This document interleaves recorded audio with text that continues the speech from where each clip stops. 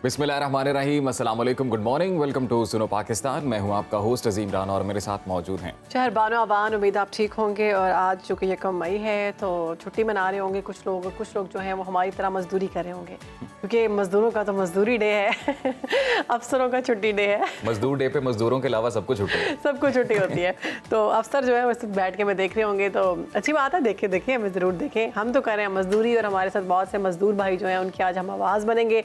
तो आज पाकिस्तान समेत दुनिया भर में मजदूरों का आलमी दिन मनाया जा रहा है। दुनिया भर में आम तातील है, मगर अफसोस की बात यह है कि मजदूर और वाइट कॉलर लेबर को आज भी छुट्टी ना मिली। मेहनत कश आज भी मुशक्क़त में मसरूफ़ हैं, आज भी काम कर रहे हैं, लेकिन जो मज़दूर नहीं है वो आज आराम कर रहा है। गर्मी हो, सर्दी हो, बारिश हो, आंधी हो, तूफ़ान हो, मौसम जैसा भी हो, मज़दूर मजदूरी करने पर मजबूर है। और मुझे एक शेर याद आ गया जो मैं चाहूँगी कि मैं सुनाऊँ।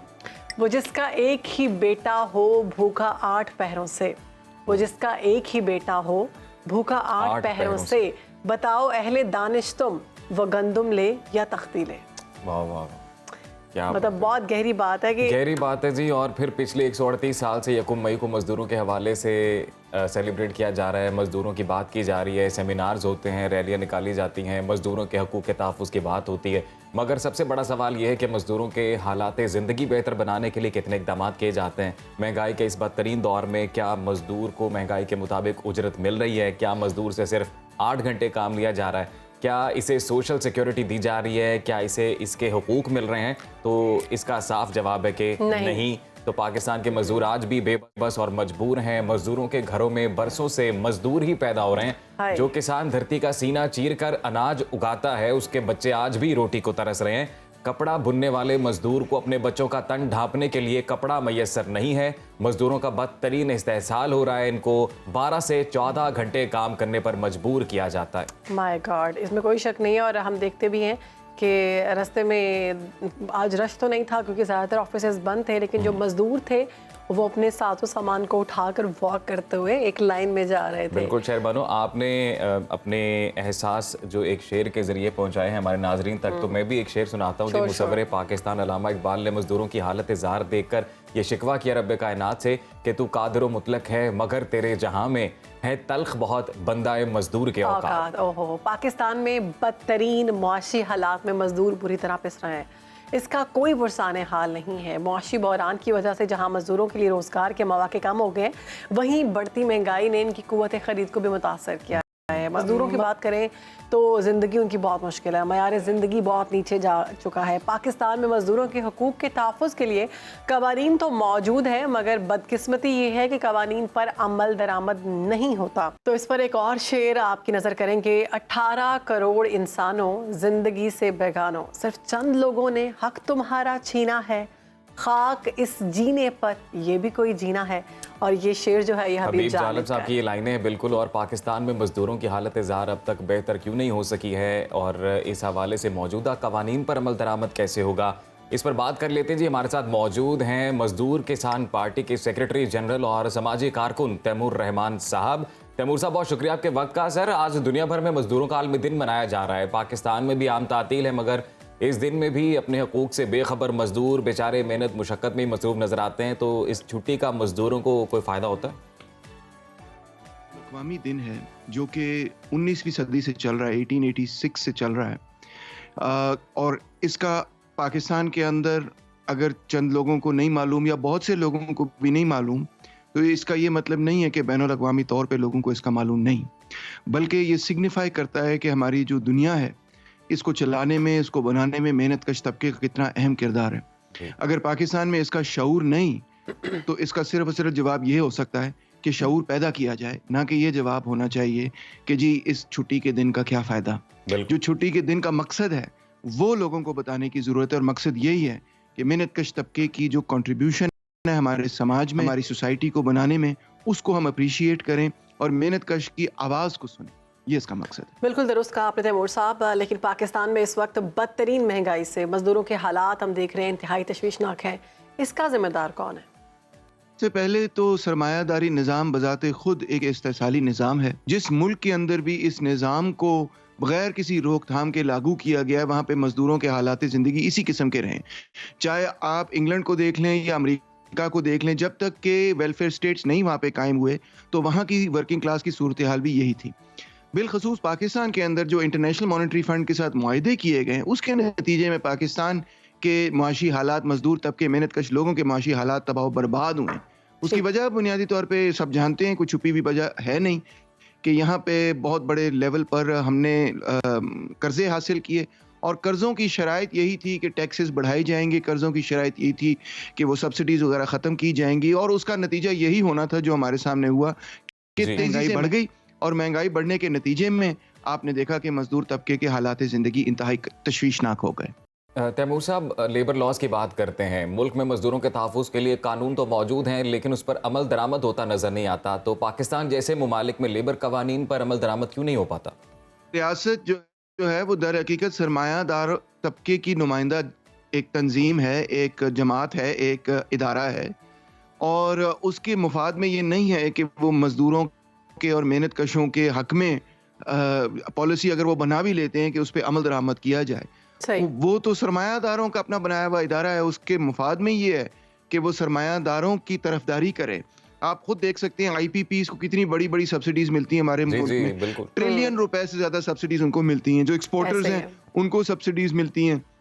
सरमाएदार आए दिन ये कहता है कि मुझे गैस में सब्सिडी दें, मुझे बिजली में सब्सिडी दें, मुझे एक्सपोर्ट प्रमोशन स्कीम दें, मुझे टैक्स रिलीफ दें, मुझे टैक्स रिबेट दें। ये सब सहूलियात जो है सरमाएदार को मिलती हैं इस मुल्क के अंदर। बल्कि आपको तो मालूम ही होगा कि बेसिकली पाकिस्तान का जो सनती ढांचा है वो तो बनाया ही रियासत ने था 60s के अंदर, अयूब खान के पीरियड के अंदर। रियासत ने बड़ी बड़ी फैक्ट्रियां लगा के सरमायादारों के हाथों में पकड़ाई कि ये ले इन फैक्ट्रियों को आप चलाएं। तो मजदूर के लिए तो ये रियासत कुछ भी नहीं सोचती, ना काम करती है ही सरमायादारों की रियासत उन्हीं के लिए, उन्हीं के मुफादात के तहफ़्फ़ुज़ के लिए काम करती है। उनको बिलियंस और ट्रिलियंस ऑफ रुपए की सब्सिडीज देती है और मजदूर बेचारा आपके सामने ही है कि जो कानून में बात लिखी भी होती है उस पर भी अमल दरामद करने के लिए कोई ऐसी पॉलिसी नहीं बनाई जाती जिसके नतीजे में इंश्योर किया जा सके कि 32,000 रुपए मिनिमम वेज है फॉर इंस्टेंस, वो पूरी हो जाए। या भी आप देखें लाहौर की सड़कों पर, GPO चौक पर वो आपने देखा होगा किसान इत्तेहाद के लोग इकट्ठे हुए थे कि जी हमने जो गंदम पैदा की है, जो हमने सब चीजें पैदा की हैं वो हमसे खरीदी जाए, क्यों ज़ाया ना हो, बजाय इसके कि हम ओपन मार्केट इकोनॉमी में बेचे हैं, हुकूमत हमसे प्रोक्योर करे।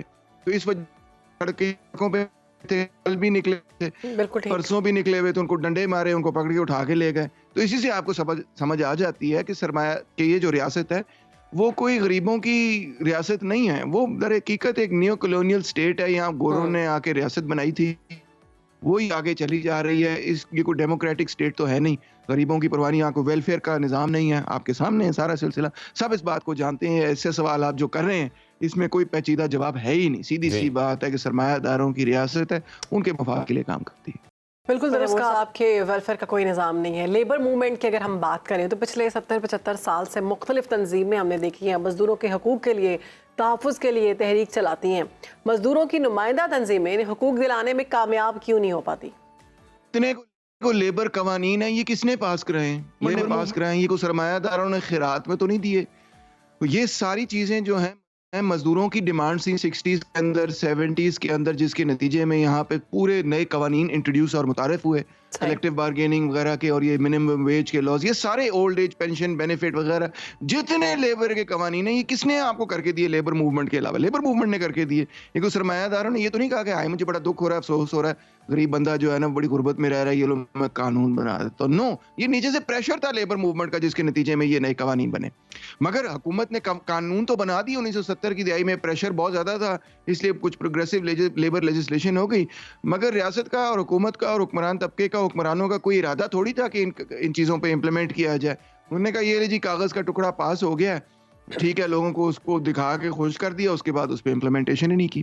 तो ये हकीकत है। देखें, ये तो दबकाती लड़ाई है ना, इसकी कसूरवार आप, मुझे अजीब सी बात लगती है कि अगर तो लेबर मूवमेंट इंचार्ज होती तो आप इस पूरी रियासत की, तो फिर आप कहते हैं कि लेबर मूवमेंट जो है वो क्यों नहीं उसने इम्प्लीमेंट करवाए। वो इंचार्ज ही नहीं, उसको तो डंडे मार मार के, उसका तो जेलों में फेंक फेंक के उसका तो सत्यानाश कर दिया। जहाँ पे कोई लेबर का बंदा जो है बात करता है अपने हकूक के लिए, उसको फौरन नौकरी से बरतरफ कर देते हैं।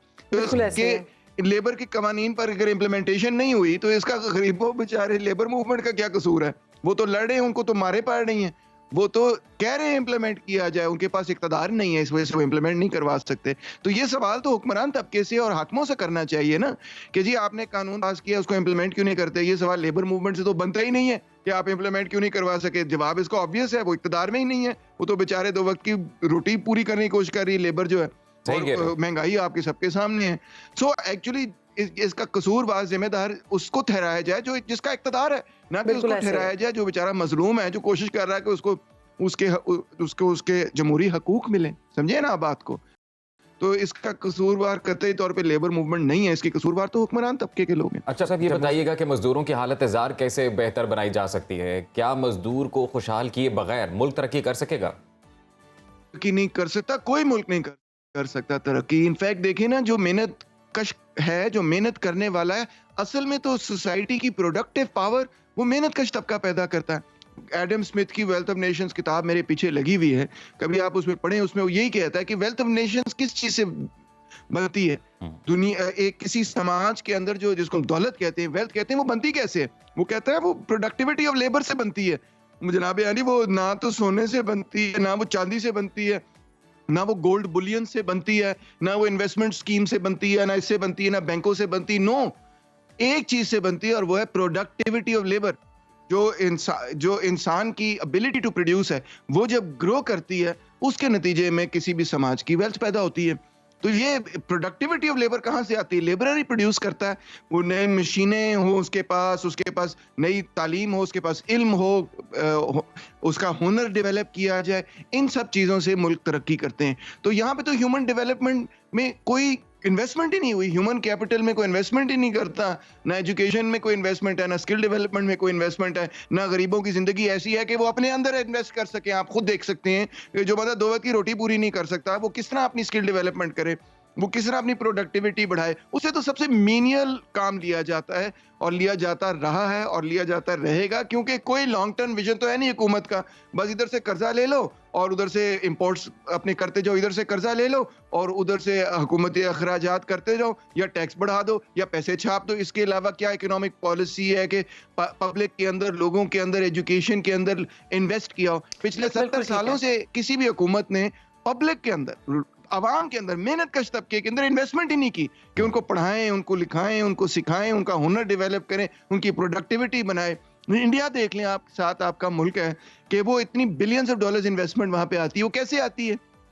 इधर क्यों नहीं आती पाकिस्तान में? उसकी वजह ये है कि उन्होंने 50 से लेके आगे अपना पूरा एजुकेशन सिस्टम जो है उनका गवर्नमेंट चलाती है, और कांग्रेस ने पूरी प्लानिंग की कि हम IIT सेंटर्स बनाएंगे, जिन्होंने थाउजेंड्स ऑफ ऐसे लोगों को तैयार किया जो कि स्किल्ड लेबरर्स हैं, जो कि आईटी के स्किल्ड लेबरर्स हैं। फिर उनके लिए इन्वेस्टमेंट वहां पे आई कि बैनुल अक़वामी सरमायादारों ने ये कहा कि यार इंडिया के पास इतना बड़ा पूल है टैलेंट का, स्किल्ड लेबर का, तो हम अपनी इन्वेस्टमेंट यहाँ लेके जाएं। चाइना में इतना बड़ा पूल है, टैलेंट है, वियतनाम में पूल है, टैलेंट है, वहां पे इन्वेस्टमेंट जाएगी जहां पे स्किल्ड लेबर आपको मिलेगा। तो पाकिस्तान के अंदर तो स्किल्ड लेबर जितना को होता है वो यहीं से छोड़ के चला जाता है, वो बाहर चला जाता है पढ़ने काम करने के लिए। 1-1 मिलियन बंदा बाहर जाता है हर साल काम करने के लिए। यहाँ तो स्किल्ड लेबर जो होता है छोटा मोटा, वो रहता ही नहीं, मोस्टली अनस्किल्ड लेबर बाहर जाता है, क्योंकि यहाँ हम प्रोड्यूस ही अनस्किल्ड लेबर करते हैं। जो छोटा मोटा स्किल्ड लेबर खुद अपनी मेहनत से पैदा हो जाता है कि यार मैं एजुकेशन करूं, मैं ये करूं, मैं अपने आप को डेवलप करूं, जब वो डेवलप होता है वो कहता है इधर तो रोजगार ही नहीं मिलता, दफा करो, हम बाहर जा रहे हैं, तो वो बाहर चला जाता है। तो साथ ही हमारा सरमाया जो है वो भी बाहर सारा चला जाता है, क्योंकि पाकिस्तान का कैपिटलिस्ट जो है वो तो यहाँ इन्वेस्ट ही नहीं करता। वो तो जैसे ही यहाँ से पैसे बनते हैं वो उठा के दुबई के अंदर कोई या पोर्चुगल के अंदर या कहीं और जाके रियल एस्टेट खरीद लेता है, गल खत्म हो गई। वो थोड़ी यहाँ पे कोई मैसिव इदारे बनाता है कि यार मैं यहाँ पे टेक्निकल पॉलीटेक्निक्स बनाऊंगा और ये करूंगा और वो करूंगा और हुकूमत इसमें इन्वेस्ट करे और हम प्रोडक्टिविटी बढ़ाएं और इंफ्रास्ट्रक्चर ठीक करें। इंफ्रास्ट्रक्चर ठीक करने की बारी आती है तो हम चीन को कहते हैं प्लीज आके हमारा इंफ्रास्ट्रक्चर बना जाए। तो हमारा अपना हुक्मरान तबका जो है वो तो पाकिस्तान को इसी मकसद के लिए इस्तेमाल करता है कि खाओ पियो और मौज करो, मगर लॉन्ग टर्म इन्वेस्टमेंट जो है ना यहाँ पे हुक्मरान तबका करने के लिए तैयार ही नहीं। वो कहते हैं इतनी पॉलिटिकल इंस्टेबिलिटी, फिर एक्सट्रीमिज्म, फिर हुकूमत हर दफा चेंज हो जाती है, फिर हम कानून बनाते हैं, नई हुकूमत आती है, नया कानून बन जाता है, छोड़ो इस सारे सिलसिले को, इन्वेस्ट नहीं करना है यहाँ। ये रियलिटी बहुत अहम नुक्ते हैं जिन पर आपने आवाज़ उठाई है। सबसे पहले तो स्किल लेबर ही नहीं है, दूसरा ह्यूमन डेवलपमेंट पर आज तक हमारे मुल्क में कुछ किया ही नहीं गया, अभी भी इस बात पर सोचना चाहिए, कुछ करना चाहिए। तो आज के दिन के हवाले से ख़ुसूसन क्या पैगाम देना चाहेंगे आप? ओ मेरी दुनिया के गरीबों को जगा दो, काहे उमरा के दरो दीवार हिला दो, गरमाओ गुलामों का लहू सोजे यकीन से, कुंचक के फरमाया को शाही से लड़ा दो, सुल्तान ये जमहूर का आता है जमाना, जो नक्शे कौन तुमको नजर आए मिटा दो, जिस खेत से दहकां को मयस्सर नहीं रोजी, उस खेत के हर खोशाए गंदम को जला दो, उठो मेरी दुनिया के गरीबों को जगा दो, उठो मेरी दुनिया के गरीबों को जगा दो। क्या बात है। बहुत शुक्रिया तैमूर साहब, आपने खुसूसी वक्त निकाला, सुनो पाकिस्तान को वक्त दिया और वाकई सही पॉइंट्स आपने रेज़ किए हैं कि जिन जिन नुकात पर काम होना चाहिए जो अब तक नहीं हुआ, बिल्कुल सही जानिब तवज्जो मबजूल करवाई है। ह्यूमन डेवलपमेंट पे कोई काम नहीं हुआ है, स्किल लेबर यहाँ पर सही मानों में कहें तो वो प्रोड्यूस नहीं होती है। और ये राइटफुल एग्जांपल जिन्होंने कोट की कि हम अपने हमसाया ममालिक को बेशक तनकीद का निशाना बनाते हैं, लेकिन जब हम बात उनकी मईशत की करते हैं तो वो क्यों हमसे इतना आगे हैं, because of their skilled labour. जब वहाँ पर एक और बड़ी ज़बरदस्त बात है तो इन्वेस्टमेंट भी आता है। एक और बड़ी ज़बरदस्त बात की है कि अगर कोई स्किल लेबर अपने पैसों से या अपनी मेहनत से सीख लेता है तो वो पाकिस्तान में नहीं रहता, क्योंकि उस शख्स की कदर नहीं की जाती, उसको उसके काम के मुताबिक पैसा नहीं दिया जाता, मुआवजा नहीं मिलता, तो वो किसी और मुल्क में चला जाता है जहाँ उसकी स्किल को पसंद किया जाता है, सराहा जाता है, उसी हिसाब से उसको मुआवजा मिलता है। आजकल तो शहर बानो हम ये ब्रेन ड्रेन वाला कॉन्सेप्ट वैसे ही बड़ा देख रहे हैं, और आजकल जितनी इस्तराब की कैफियत है एक नौजवान हल्के में, नौजवान तबके में, डिप्रेशन, वो भी सबके सामने है। हम लोग अभी अगर नॉर्मली भी किसी से बात करें, उससे उसका बैकअप प्लान पूछें तो सब जो है वो यही बताते हैं कि जी वीज़ा लगवा रहे हैं, वीज़ा लग नहीं रहा है, किसी का लग चुका है, और इस तरह से मूव ऑन कर रहे हैं। लेकिन आप दिल बर्दाश्त मत हो, इंशाल्लाह हमारे मुल्क के हालात भी बेहतर होंगे। और हम लोगों को ही मिलके करने हैं ना, और स्पेशली हुक्मरान तबके को चाहिए ना कि वो सोचें, वो पॉलिसी इस तरह की बताएं। और एक और चीज़ है कि वाइट कॉलर जो तबका है या मुतवसत तबका है, सफ़ेद पोश तबका है, उसके बारे में ये कहा जाता है कि वो सबसे ज़्यादा पिसा हुआ तबका है, क्योंकि अगर हम बात करें रसूमात की तो रसूमात भी सबसे ज़्यादा वही मीडियोकर्स जो हैं उनको फॉलो करते हैं, और सबसे ज़्यादा जो कम आमदनी है वो उन्हीं के घरों में आती है, क्योंकि लोग ज़्यादा है। पाकिस्तान में एक और ट्रेंड है कि लोग ज़्यादा है, कमाने वाला एक है। तो अब जो हालात चल रहे हैं ना, इसमें हर बंदे को मजदूर बनना पड़ेगा, हर घर के हर शख्स को मजदूरी करनी पड़ेगी, तो ही हालात बेहतर होंगे।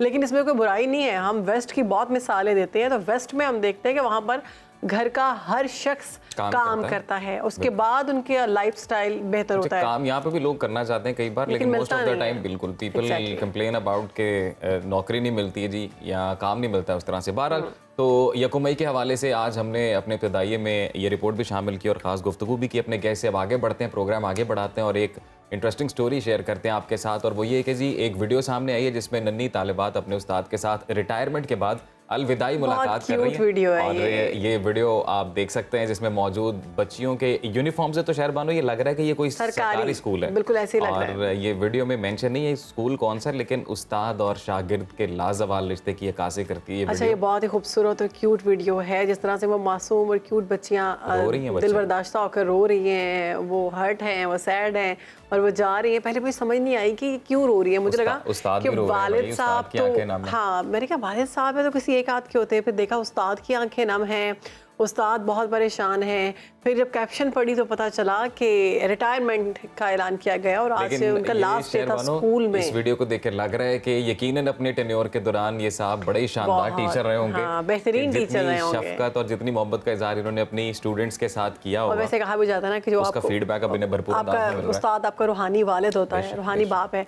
तो ये जो मिसाल है ये हमने वैसी देखी है। टीचिंग बड़ा नोबल प्रोफेशन है जी, और इसके साथ इंसाफ करना बहुत जरूरी है। बड़े कम लोग होते हैं जो बाय चॉइस टीचर होते हैं, हमारे यहाँ पे अनफॉर्चुनेटली बाय चांस टीचर्स बन जाते हैं। एग्जैक्टली, और बाय चॉइस जो टीचर होता है ना, आप उसका लाइफस्टाइल, आप उसको पढ़ाने का अंदाज, आप उसकी बॉन्डिंग, आप उसकी वाइब भी कुछ अलग होती है। हमारी जिंदगी में भी ऐसे टीचर्स हैं जो बाय चॉइस आए हैं, वो अलग ही नजर आते हैं। तो अब कुछ बात कर लेते हैं हुकूमती अच्छी खबर है जी, अच्छी कारकर्दगी पर तो करेंगे, लेकिन पेट्रोल मसनूआत पर करेंगे। और LPG की कीमतों में कमी कर दी गई है, बिल्कुल सही सुन रहे हैं आप, कमी कर दी गई है। अब पेट्रोल 5 रुपये 45 पैसे कमी के बाद 288 रुपये 49 पैसे फी लीटर में मिलेगा। डीजल 8 रुपये 42 पैसे सस्ता होकर ₹281.96 फी लीटर का हो गया है। इस के अलावा अगर हम लाइट डीजल की बात करें तो उसकी कीमत में भी ₹5.63, जबकि मिट्टी के तेल की कीमत में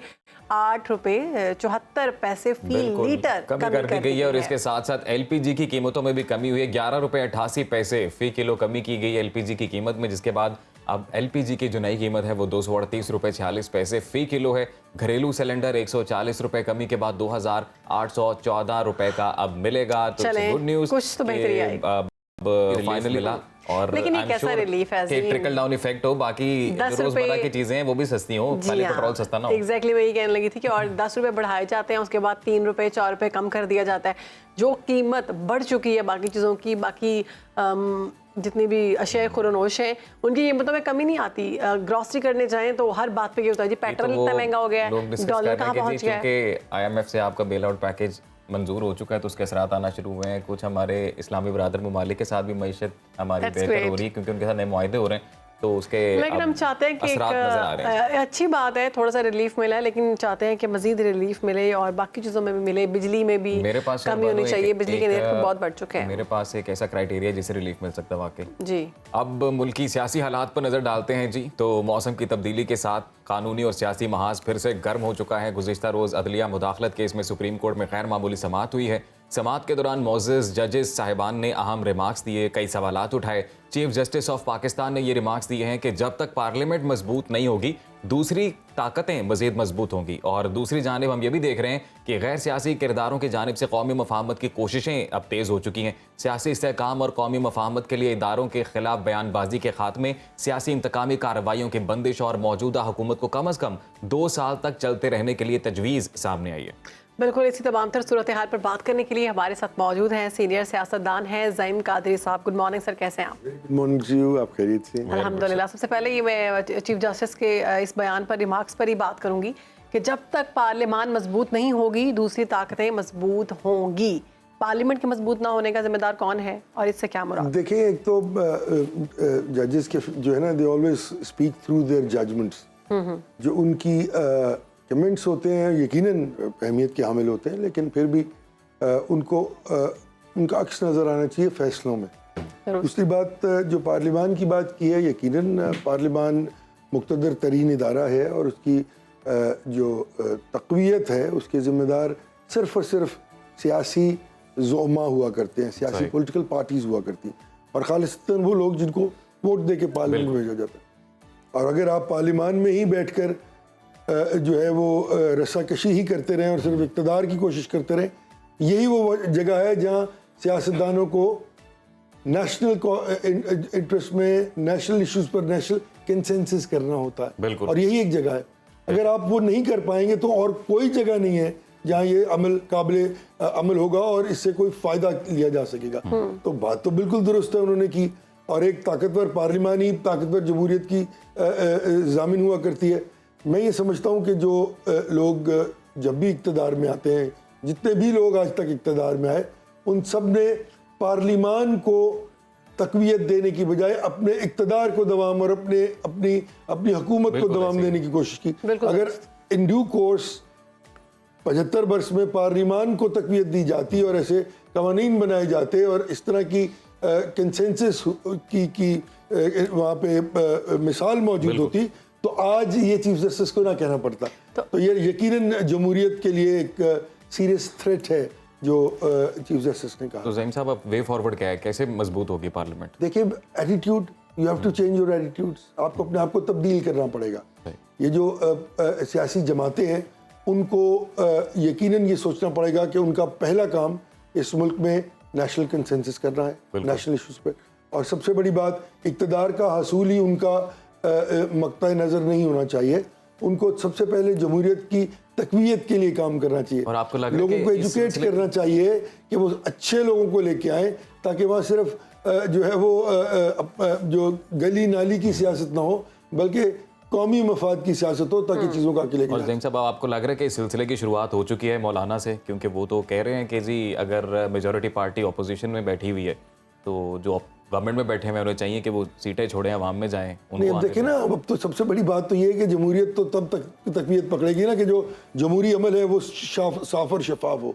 तो क्या कभी भी आज तक इस मुल्क में किसी ने जो हारा है उसने इलेक्शंस पे जो है वो एक्सेप्ट किया उसको? तो द आंसर इज नो.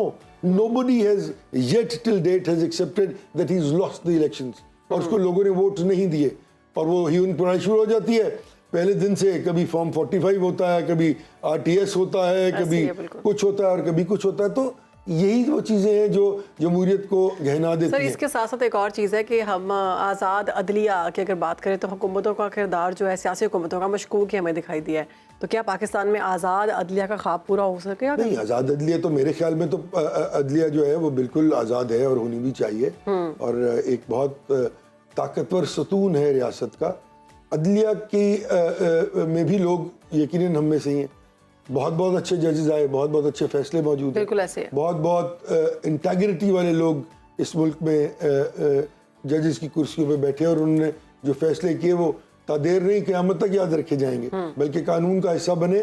और अगर आप पढ़ें लॉ जर्नल्स और लॉ डिसीजंस PLD वगैरह, तो वो जजमेंट्स अगर आप पढ़ें तो बहुत बहुत अच्छे लोग आए. लेकिन कुछ लोगों ने आके नजरिया ज़रूरत के तहत भी तो इस मुल्क में जजमेंट्स दी ना, तो वो काउंटर प्रोडक्टिव हो गई, और वो न सिर्फ कौम को नुकसान हुआ बल्कि जुडिशरी की इंटेग्रिटी को बड़ा. लेकिन जो बात आपने पहले की है ना, मैं उससे रिलेट कर रही हूँ. आपने कहा कि कभी भी किसी ने आके एक्सेप्ट नहीं किया कि मैं हारा हूँ तो ये फेयर है. ये बड़ी तो इसी तरह जब किसी के खिलाफ भी कोई फैसला दिया जाता है तो वो तो कहता है कि ये तो बायस है. जजेस पे बिल्कुल बायस होने का इल्जाम लगा. ये जरूर होता है, लेकिन कुछ जो फैसला अगर कानून और आइन के मुताबिक और अकल और दानिश से किया जाए, अगर वो तो ये कहेगा, लेकिन बाकी लोग जो पढ़ेंगे उसको वो कहेंगे नहीं ये सही फैसला. लेकिन ज़हीम कातिल साहब, कुछ बड़े क्लियर है आइन और कानून के. आपकी बात सही, लेकिन कुछ फैसले पहले हुए, बाद में वो फैसले रिवर्ट हो गए, तो यकीनन. तो फिर क्या ये फैसलों में मसला था या देने वालों में? या फैसले देने वालों में मसला था, या फिर उनको रिवर्ट करने वालों में मसला था. इस पे एक बहस होनी चाहिए. यही मेरा सवाल. और ये सब कुछ ब्लैक एंड व्हाइट में लोगों के सामने आना चाहिए कि जो फैसले उस वक्त हुए, देखिए ना, फैसले पे तनकीद करना तो हर एक हक है. बिल्कुल ऐसे ही है. तो अगर फैसले गलत हुए थे और उन पे तनकीद हुई थी, तो अगर उनको रिवर्ट बैक किया गया है तो वो किन बुनियादों पर प्रोसेस और बुनियाद पे किया गया है. खबर है सर, शाहिद खान अब्बासी साहब का जो है वो रेफरेंस वापस ले लिया गया है, LNG रेफरेंस. अब ये देखें ना कितना बड़ा जुल्म है कि एक शख्स को आप 4 साल रोज अदालत बुलाते हैं, 1.5 साल उसको जेल में रखते हैं, और उसके बाद आप कह देते हैं कि जनाब ये तो रेफरेंस हमने गलत फाइल किया था. कोई है दुनिया का कानून कि उनसे कोई पूछ सके कि तुमने जो ये जुल्म किया था शाहिद खान अब्बासी के साथ, ये इसका कौन, उसका क्या कसूर है? इसका कोई जवाब देने वाला है? ये भी बड़ा सवाल है ना कि नैब का इदारा तब दुरुस्त था जब ये रेफरेंस बन रहे थे, या नैब का इदारा भाई कभी भी दुरुस्त नहीं था माजरत के साथ. वो सिर्फ आम पोस्टिंग और लोगों पॉलिटिकल विक्टिमाइजेशन के लिए बनाया गया था मुशर्रफ साहब के जमाने में, और आज तक वो यही काम कर रहा है. लेकिन सर अभी तो हुकूमत जो है नून लीग और बाकी, देखिए ना, इन्होंने ये कहा था, बड़ी अच्छी बात है, इन्होंने ये पहले भी कहा था कि जब हम आएंगे तो हम नैब का इदारा खत्म कर देंगे, लेकिन उन्होंने नहीं किया. फिर इनको ही भुगतना पड़ा.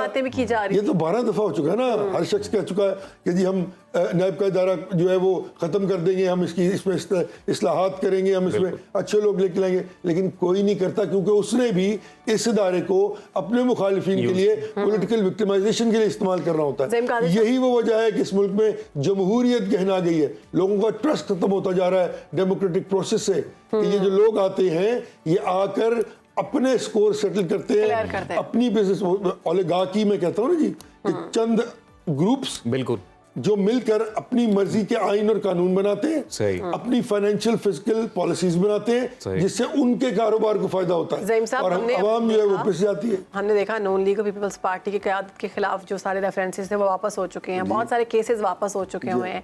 तो लोगों का, आम आवाम का तो एतमाद फिर उठ गया ना इस सिस्टम से. नहीं, मेरा ख्याल में कि आम आवाम को उस पर एतमाद करना ही नहीं चाहिए था शुरू में, क्योंकि जो तरीकाकार अपना जा रहा था, देखे ना, किसी को बगैर सुने आप 90 दिन के लिए जेल में डाल दें और बेल कोई नहीं होगी जी उसकी, तो ये तो कत्ल के केस में भी बेल हो जाती है भाई. ज़हीम साहब, बस सियासी जमातों ने नैब के इदारे को यूज किया या और भी कोई ऐसे कानूनी इदारे हैं जो इस्तेमाल होते हैं पॉलिटिकल विक्टिमाइजेशन? देखिए, तमाम इदारों को इस्तेमाल किया जाता है सही पॉलिटिकल विक्टिमाइजेशन के लिए. यही तो बात है भाई. तो आपने ब्रेकिंग तभी तो इस मुल्क में डेमोक्रेटिक प्रोसेस जो है वो गहना गया है ना.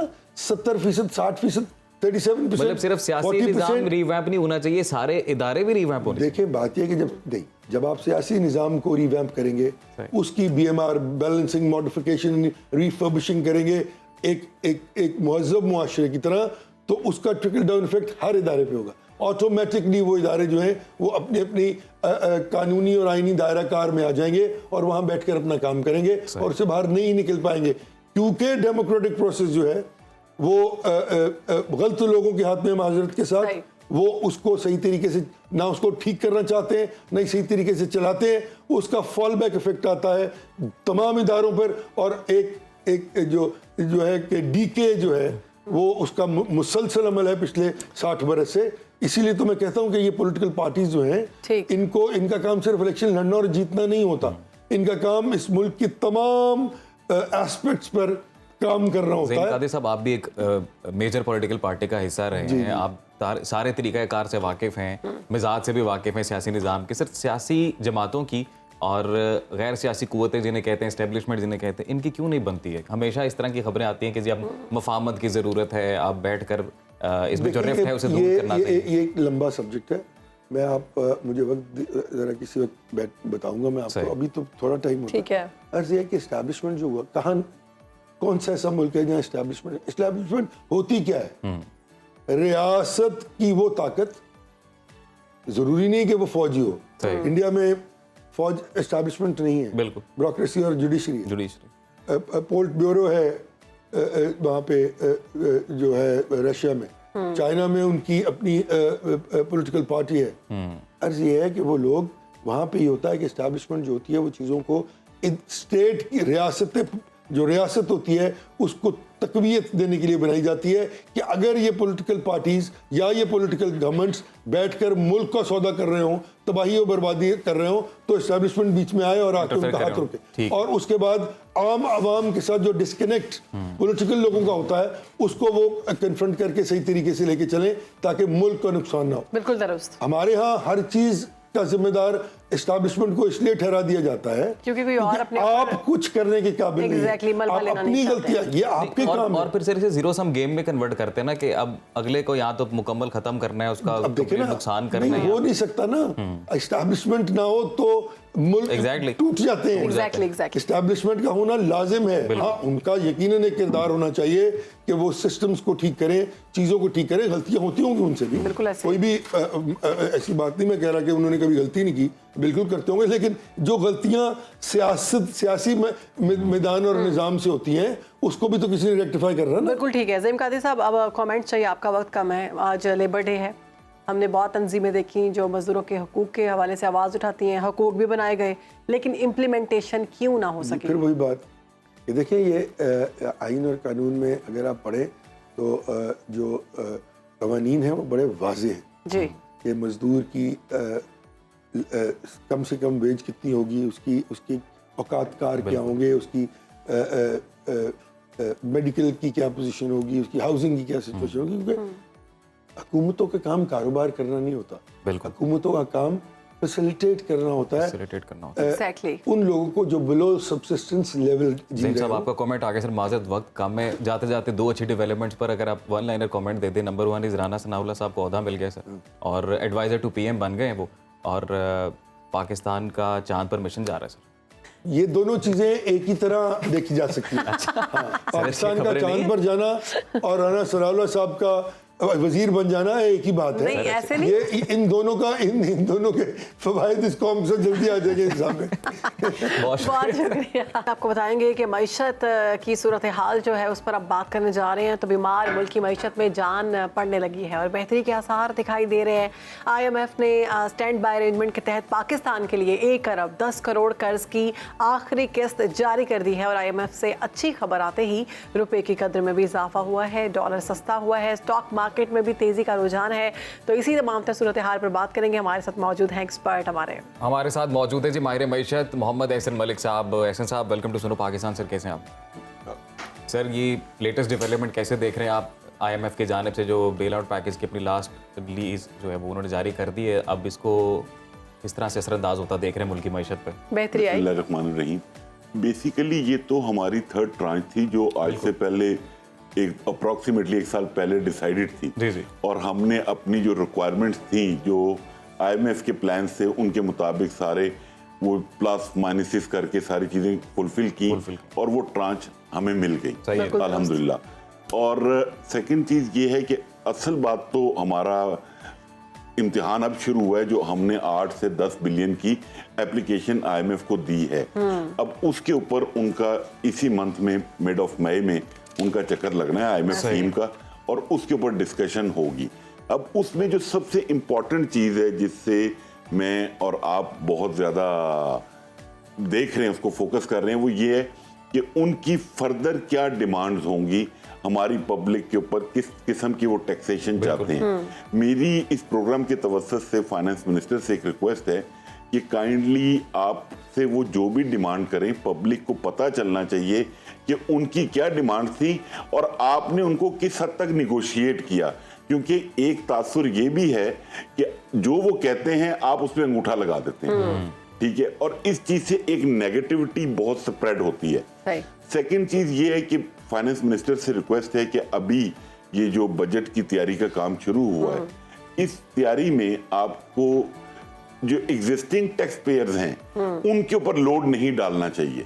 आपको काम करना चाहिए टैक्स की ब्रॉड बेस को बढ़ाने पे, और जो टैक्स नेट में लोग नहीं हैं या जो ऐसी अदारे जो टैक्स में सोसाइटीज, डेवलपर्स या और ऐसे बिजनेसेस जो टैक्स नेट में नहीं है, आप उनको लाएं और उनसे रिकवरी का मॉडल तैयार करें। मलिक साहब, अभी आपने एक जुमला कहा सर कि IMF जो भी शराइत देता है उस पर फाइनेंस मिनिस्टर की जानिब से अंगूठा लगा दिया जाता है। चॉइस है हमारे तो सर सवाल बिल्कुल यही है कि फिर हमारे पास मतलब क्यों हम लोग इतने पढ़े लिखे फाइनेंस मिनिस्टर्स भी लगाते हैं जब निगोशिएट ही नहीं करना होता, जब मामला को इतना डीप डाउन देखना ही नहीं होता, जब कोई ऑप्शन ही नहीं है।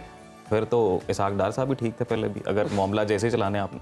अच्छा, मैं वैसे किसी हद तक आपकी बात से एग्री करता हूँ कि पॉलिटिकल आदमी के पास एक बैगेज होता है अपनी कॉन्स्टिट्यूएंसी का, और ये जो इंपोर्टेड फाइनेंस मिनिस्टर आते हैं ना, इनके पास पॉलिटिकल बैगेज नहीं होता है। इन्होंने किसी को आंसरेबल नहीं होते हैं, ये अपनी एक पॉलिसी ड्रॉ करते हैं और उसके ऊपर चलते हैं। आप इससे पहले शौकत तरीन साहब ले लें, हफीज शेख साहब ले लें, जितने भी लोग आए हैं, आज हफीज शेख साहब USA बैठे हुए, शौकत तरीन साहब अपनी एंजॉय कर रहे हैं। अच्छा बैकअप होता। बात ये है, मैं ये नहीं कहता, अब औरंगजेब साहब के बारे में काफ़ी पॉजिटिव चीज़ें सुनी हैं और मुझे उम्मीद है कि वो शायद इस बजट में हमें उनका करिश्मा नज़र आएगा।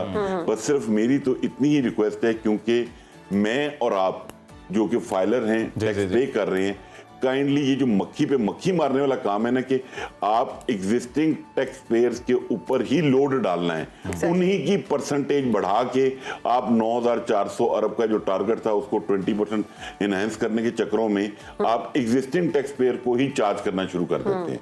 अच्छा मलिक साहब, अभी FPR वाला जो मामला है, चेयरमैन FPR ने जो कुछ लोगों को वो बरतरफ किया है, वो सारा मामला क्या है? आप इस पर अपनी क्या रखते हैं? शहरबानो, ये बेसिकली FBR का जो मामला है, मैंने भी मीडिया पे देखा, ये बहुत अनफॉर्चुनेट सीन हुआ। इसकी 2-3 चीजें हैं। एक तो ये, जैसे भी मैं बात करता बजट के ऊपर, अब ये एक पूरी टीम थी जो बजट पे काम कर रही थी, जिनको IMF से सारे लिंक थे, और उसके बाद एक प्रेपरेशन हो रही थी, और आपने एन बजट से पहले आपने वो टीम फारिग कर दी। ये फारिग कर दी मतलब आपने OSP बना दिया, घर बैठा दिया, ठीक है। अब इसके 2 तरह के मार्केट में या मीडिया पे बातचीत चल रही है, जो डिफरेंट एंकर्स इसको कर रहे हैं या कॉलम्स आ रहे हैं। एक तो ये कि जो चेयरमैन FPR साहब ने ये स्टेप लिया है, इसको नेगेटिविटी इस तरह ली जा रही है कि शायद वो 6 या 7 माह बाद वो रिटायर हो रहे थे, तो जो सीनियर मोस्ट थे, जिनका चांसेस थे कि वो रिप्लेस करेंगे और उनकी प्रमोशन है, उन्होंने उनको OIC कर दिया, करप्शन के ऊपर और डिसग्रेस करके OSP बना दिया। मेरा सिंपल एक क्वेश्चन है मीडिया से भी और चेयरमैन FBR से भी, कि आपने अगर ये कर दिया है तो मेरे ख्याल में वो जो 12 या 10 या 9 लोग हैं, मीडिया को उनसे भी क्वेश्चन करना चाहिए, उनका पॉइंट ऑफ व्यू भी लेना चाहिए, इंस्टेड कि भाई आपके ऊपर ये करप्शन के जो चार्जेस लगाए आपके चेयरमैन ने, या मीडिया आपके ऊपर ये बातचीत कर रहा है कि आपके अगेंस्ट रिपोर्ट्स आई हुई हैं, तो काइंडली आप अपना पॉइंट ऑफ व्यू दें। वो चैलेंज भी तो कर सकते हैं ना इस सारी सिचुएशन को। नहीं, वो अब सरकारी मुलाजिम की क्या लिमिटेशंस हैं। अब बात ये है, हर बंदे की प्रॉब्लम्स होती हैं, अब वो उसको कैसे चल, लेकिन मेरे ख्याल में उनका पॉइंट ऑफ व्यू मीडिया पे आना चाहिए। बट मेरे ख्याल में इस स्टेज पे बजट से पहले ये चेयरमैन एफबीआर को नहीं करना चाहिए था। और जो चेयरमैन एफबीआर का पॉइंट ऑफ व्यू है कि ये प्राइम मिनिस्टर ने कहा। अब बात ये, प्राइम मिनिस्टर ने तो वो करना है जो आपने उनको फीड किया या जो पिक्चर आपने पेंट की। कुछ प्राइम मिनिस्टर एफबीआर का चेयरमैन तो नहीं है, वो तो हर बंदे को पर्सनली तो नहीं जानता है। आपने जो, मेरे हिसाब में हुआ ये है कि जो आपकी अपनी नालायकियां थी वो आपने दूसरों पे डाल के अपने आप को बचाने की कोशिश की है। ठीक, सही। अच्छा, अभी ये जो मामला है आईएमएफ का, इसमें जो लास्ट बेल आउट पैकेज था वो तो रिलीज हो गया है। अब बजट की आपने बात की है, बजट में क्या आवाम को कोई मजीद तोहफे मिलने वाले हैं महंगाई के? अभी सच्ची बात है, जो थोड़ा बहुत मेरे नॉलेज में था या जो बातचीत हो रही थी उसमें प्लान था कि थोड़ा बहुत पब्लिक को रिलीफ मिलेगा। अच्छा। बट अभी टोटली नई एक मुआशी टीम बैठेगी और वो मेरा नहीं ख्याल तो वो इतने थोड़े टाइम में ये सारा कुछ कर सकेगी? ये तो चेयरमैन एफबीआर को सोचना चाहिए था, फाइनेंस मिनिस्टर को सोचना चाहिए था, सेक्रेटरी फाइनेंस को सोचना चाहिए था कि मैं ये क्या, इस टाइम पे ये क्या ब्लंडर करने जा रहा हूँ। और बात ये, अगर चेयरमैन एफबीआर साहब आप इतने ही कैपेबल थे तो अभी तक आपने अभी ये ताजर दोस्त स्कीम ऐप इंट्रोड्यूस करवाई। बिल्कुल सही। आई डोंट नो आपके पास फिगर है या नहीं, मतलब आपने मैसिव कैंपेन की और उसमें 200 लोग रजिस्टर नहीं हुए, जबकि क्लेम ये किया जाता है कि 40 लाख ट्रेडर है। सही। एहसान मलिक साहब, माज़रत के साथ वक्त खत्म हो गया सर इस सेगमेंट का। बहुत शुक्रिया आपके वक्त का। और हम तो कहेंगे कि हमारा प्लेटफॉर्म हाजिर है, अगर चेयरमैन एफबीआर या उनके कोई भी रिप्रेजेंटेटिव इस मुद्दे से मुताल्लिक बात करना चाहते हैं सबूतों के साथ, तो प्लीज़ तशरीफ लाएं। अब कुछ बात करेंगे सितारों की। तो साल के 5 माह यानी मई का आगाज हो चुका है। 5वां माह कह रही हूँ, 5वां माह। तो सितारों का हाल बताने वालों ने एक माह को 4 सितारों से ताल्लुक रखने वाले अफराद के लिए खुशकिस्मत करार दे दिया है। तो ये 4 सितारे कौन कौन से हैं? बिल्कुल मैं बताऊंगा जी, और मैं इसमें शामिल हैं कि नहीं ये बता दो। मैं बताता हूँ आपको, मैं 4 सितारों का बता देता हूँ, अब आप ये बता दीजिएगा कि आप इसमें शामिल हैं। मुझे लगता है आप इसमें शामिल हैं। मैं देखते हैं जी, लेट्स सी, फिंगर क्रॉस। तो सबसे पहला सितारा है जी बुर्ज हम्बल, एरीज सबसे पहला सितारा है जो इस महीने लकी रहने वाला है। इसके बाद टॉरस और फिर बारी आती है जेमिनाई जो कि खुशकिस्मत हैं इस महीने, और फिर स्टार है जी कैंसर। तो माहिरीन ये बताते हैं कि इन सितारों से ताल्लुक़ रखने वाले अफराद को इस माह बहुत से नए मौक़े हासिल होंगे, उनके रुके हुए काम मुकम्मल होंगे, इन अफराद को इस माह अपनी ज़िंदगी की दुरुस्त डायरेक्शन भी मिल जाएगी। तो मुख्तसर बात यह है कि गुज़िश्ता महीनों के मुकाबले में मई का महीना इनके लिए शानदार साबित होने वाला है। बिल्कुल जी, हमारी बेस्ट विशेज़ है। मैं तो इन सितारों में नहीं हूँ, तो मैं तो उम्मीद कर रही थी जितने लोग मेरे पास आए टैरो कार्ड्स वाले टैरो कार्ड्स वाले, वो तो मुझे अप्रैल तक ज़िंदगी थोड़ी मुश्किल होगी। अप्रैल के बाद आपके मामलात आसान हो जाएंगे। लेकिन ये जो अब सामने आया है तो बड़ा डिप्रेसिंग है। अजीम का तो अंदर है, मेरा सितारा नहीं है। चले कोई नहीं, हम दुआ करेंगे कि मेरा सितारा जो है आपने शहर बानो टेंशन नहीं लेनी हो जाए। हम लोग किसी एस्ट्रोलॉजर को मदू करेंगे ना अपने प्रोग्राम में, तो मैं उन्हें पहले बता दूंगा कि आपने शहरबानो का नाम आपने जरूर लेना, स्टार जरूर रखना। वैसे क्या कौन सा स्टार है आपका? पाइसेस। चलो जी, पाइसेस को भी लकी कर आपका देते हैं। टॉरस है ना? हाँ जी, देखा टॉरस आ गया था। बस चले कोई नहीं, आप खुश हो जाएं। 5 सितारे जो हैं वो 5वें महीने में बहुत खुश रहेंगे, तो कामयाबी पाएंगे। हमारी बेस्ट विशेस आपके साथ है। तो अब आगे बढ़ते हैं। माहिरा खान पाकिस्तान की एक ऐसी अदाकारा है जो खुशकिस्मत है। बिल्कुल, माहिरा खान जिनके मदार सिर्फ पाकिस्तान में नहीं बल्कि दुनिया भर में मौजूद है। बहुत पसंद किया जाता है इनकी एक्टिंग को, इवन उनके बात करने के अंदाज को लोग बहुत कॉपी करने की कोशिश करते हैं, पसंद करते हैं। और माहिरा खान ने दुबई में मुनक्किद होने वाले एमी गाला में आर्टिस्ट इन एक्शन का अवार्ड अपने नाम कर लिया है। और माहिरा खान ने सोशल मीडिया अकाउंट पर अपनी तस्वीर भी शेयर की जिन्हें फैंस की जानिब से खूब पसंद किया जा रहा है। बिल्कुल, और ये भी बताते चले आपको कि जी दी एमी गाला एक फैशन इवेंट है और इसमें दुनिया भर से फैशन के शोबों में जो लोग अपनी खिदमत सर अंजाम दे रहे हैं वो यहाँ पर शिरकत करते हैं। उनकी सलाहियत इस तरह से किया जाता है इस अवार्ड शो में, उन्हें अवार्ड दिया जाता है। तो माहिरा खान को बहुत बहुत मुबारक, आर्टिस्ट इन फैशन का अवार्ड इन्होंने अपने नाम किया है। और हमारी तरफ से नेक ख्वाहिशात, नेक तमन्नाएं, आप इसी तरीके से अपनी कामयाबी का सफ़र जारी रखें और भी अवार्ड्स आपको मिले और पाकिस्तान के लिए मज़ीद आप अच्छे अच्छे प्रोजेक्ट्स करें, दुनिया में पाकिस्तान का नाम रोशन करें। बिल्कुल जी, बेस्ट विशेज़ है आपके साथ। तो अब कुछ बात कर लेते हैं अपनी माशरती ज़िंदगी की। तो आगे ये भी बढ़ते हुए बहुत आम सोशल issue है भाई। इश्यूज की बात करना बहुत ज़रूरी है। ऐसा नहीं होता कि ये सुनो पाकिस्तान में हम प्रोग्राम करें और सोशल इशू को डिस्कस ना करें। तो बताएंगे आपको एक रिपोर्ट के बारे में, एक तशवीशनाक रिपोर्ट सामने आई है मुत्तहिदा, अगर हम उसकी बात करें तो अक़वाम मुत्तहिदा की इस रिपोर्ट में ये कहा गया है कि पाकिस्तान में शादी से मुतालिक शदीद मसाइल की निशानदही की गई है। रिपोर्ट में ये भी बताया गया है कि इस वक्त पाकिस्तान में 35 साल से ज़ायद उम्र की 1 करोड़ ख़वातीन शादी के बगैर बैठी हुई हैं, शादी का इंतजार कर रही हैं। में बैठी में शरबानो, और रिपोर्ट में शादियां ना होने की वजह ये बताई जा रही है कि जी अच्छे रिश्तों की तलाश की जा रही है, या फिर जहेज़ जैसी जो लानत है उसके बायस रिश्ते इल्तवा का शिकार हैं। हमारे मज़हब में निकाह को इंतहाई आसान बनाया गया है, लेकिन हमने दिखावे जाहिलाना रसूमात की वजह से शादी को इंतहाई मुश्किल बना दिया। बिल्कुल।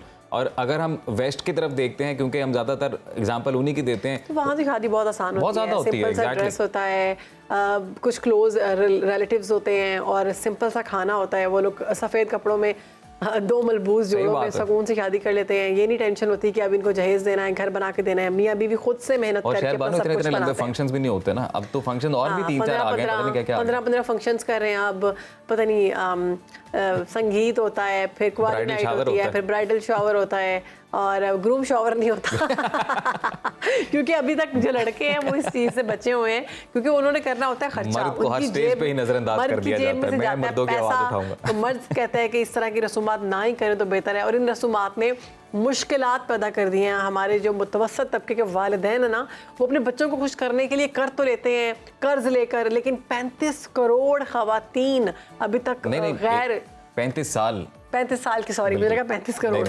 35 साल की खवातीन जो है वो 1 करोड़ खवातीन है, और 35 साल इनकी जो है उम्र बताई जा रही है या इससे जायद हैं, जो कि अभी तक शादियों के मुंतज़िर है। तो इसी हवाले पे इस आम इशू पर बात कर लेते हैं जी। रिलेशनशिप कोच सैयद एजाज बुखारी साहब हमारे साथ मौजूद हैं। एजाज बुखारी साहब, वेलकम टू सुनो पाकिस्तान। सर कैसे हैं आप? थैंक यू वेरी मच, अल्हम्दुलिल्लाह। सर आपकी नज़रों से गुजरी ये तशवीशनाक रिपोर्ट? जी बिल्कुल बिल्कुल। 1 करोड़ खवातीन 35 साल की उम्र की बैठी ये जो हुई हैं। अक़वाम मुत्तहिदा की रिपोर्ट आई है, इससे पेशतर भी एक रिपोर्ट आई थी जिसमें कोई 2.5 करोड़ के मुतालिक कहा गया था लड़के लड़कियां इस वक्त उस उम्र को पहुंच चुके हैं कि उनकी शादी हो जाए और उनकी शादी नहीं हो पा रही। तो उस वक्त मैं एक टीवी चैनल पर मुझे बुलाया गया, तो मैंने उनसे कहा कि इन्हें सिर्फ शादी करने दें, 1 हफ्ते में सारे शादीशुदा होंगे। अच्छा बड़ी बात कर दी आपने, लव मैरिज करने दें। इनको शादी तो होती वही है, शादी तो उसी को कहते हैं। देखे कुरान और सुन्नत के मुताबिक हो तो आज ये 35 बरस से ऊपर वाले बैठे ना होते घर में। कुरान और सुन्नत में तो बड़ा जैसे आपने भी इब्तिदा में फरमाया जीम साहब कि इनको कहीं से कोई दिक्कत नहीं है अगर शादी जिस तरह शादी होती है उस तरह हो जाए। ये जो इर्द गिर्द के लोग हैं इनकी वजह से अक्सर शादियां नहीं हो पाती। लोग क्या कहेंगे? हाँ, खास नहीं, ये जो अब इर्द गिर्द से मुराद खास तौर पर ये जो सास ससुर हो गए, ननंद भावजी, जो सारे रिश्ते इर्द गिर्द के मौजूद हैं, क्योंकि इनकी ज़्यादा दिलचस्पी होती है कि टीवी कौन सा लेकर आएगा, फ्रिज कौन सा आएगा, ये वाला फंक्शन मेरा नहीं हुआ तो फिर उसके बाद मैं तुमसे रूठ जाऊंगी, बहनें अक्सर कहती नजर आती हैं। जिन दो की शादी होती है उनकी शादी में तो सिर्फ टेंशन ही चल रही होती है कि वो उधर से परेशान होते हैं कि पता नहीं वो क्या सोच रहे होंगे, वे इधर से वो अपने उस वक्त को सही तर्ज पर इंजॉय नहीं कर पाते। दूसरी बात, मुझे पिछले दिनों इसको तो खैर अब 3 बरस हुआ चाहते को 500 के करीब कपल थे, मैं उनको ट्रेनिंग कराने के लिए, वर्कशॉप कराने के लिए गया, तो वहाँ पर मैंने उनसे कहा कि बीवी राहत होती है तो आपको उससे राहत लेना चाहिए। तो एक साहब खड़े होकर कहने लगे कि मेरी का तो नाम भी राहत है लेकिन राहत कोई नहीं तो मैंने उनसे अर्ज किया कि राहत देकर मैंने कहा राहत देकर राहत ली जाती है। जब तक ये दोनों लोग आपस में ठीक नहीं होंगे मामला दुरुस्त नहीं हो सकते। और इनको भी जो 35 बरस से ऊपर की खातिन बैठी हुई है इनमें इनका अपना दोष सिर्फ इस हद तक जरूर हो सकता है कि इन्होंने कहीं किसी न किसी एतबार से शायद किसी आइडियल को एक नज़र देखा हो, तलाश किया हो सकता है, लेकिन सिर्फ ये एक वजह नहीं है, बहुत सी इसकी वजूहात है जिस तरह जिनका आपने इब्तिदाई में जिक्र भी फरमा दिया। तशवीशनाक रिपोर्ट है तो 1 करोड़ से ज्यादा तो अब कर लेना, अब कर लेना, हो सकती हैं 50 के हो, 60 के हो, 70 लेकिन के हो, शादी का तो नहीं हो सकता कि बहुत लिबरल है हम बगैर शादी भी रह सकते हैं। ये भी गैर मुनासिब फिर, लेकिन इस तर्ज के सोच रखने वाली बहुत कम खातिन होंगी। वो बहुत लिबरल टाइप बहुत कम खातिन है, लेकिन अंदर ही अंदर ना वो बड़ा खूबसूरत एक पंजाबी का है कि अंदरो अंदरी वगदा रहंदा पानी दर्द हयाती दा। वो इनके अंदर भी कहीं ना कहीं किसी न किसी एतबार से चल, वो चाहे मर्द हो या खातिन हो। इस वक्त सबसे ज़्यादा ज़रूरत जो है, अगर हम जिस तरह जो अवेयरनेस हम कर रहे हैं, इनकी शादी होने दें, इनको शादी करने दें, हो जाएगी कोई ऐसा मसला नहीं है। लेकिन हम कहते हैं अब तुम्हारी इतनी शादी उम्र हो गई, फिर जब इतनी उम्र होगी अब 35 बरस वाली कहे कि मेरे साथ 25 बरस वाला शादी कर ले, अगर वो उसे चाहता है तो वो ज़रूर कर लेगा।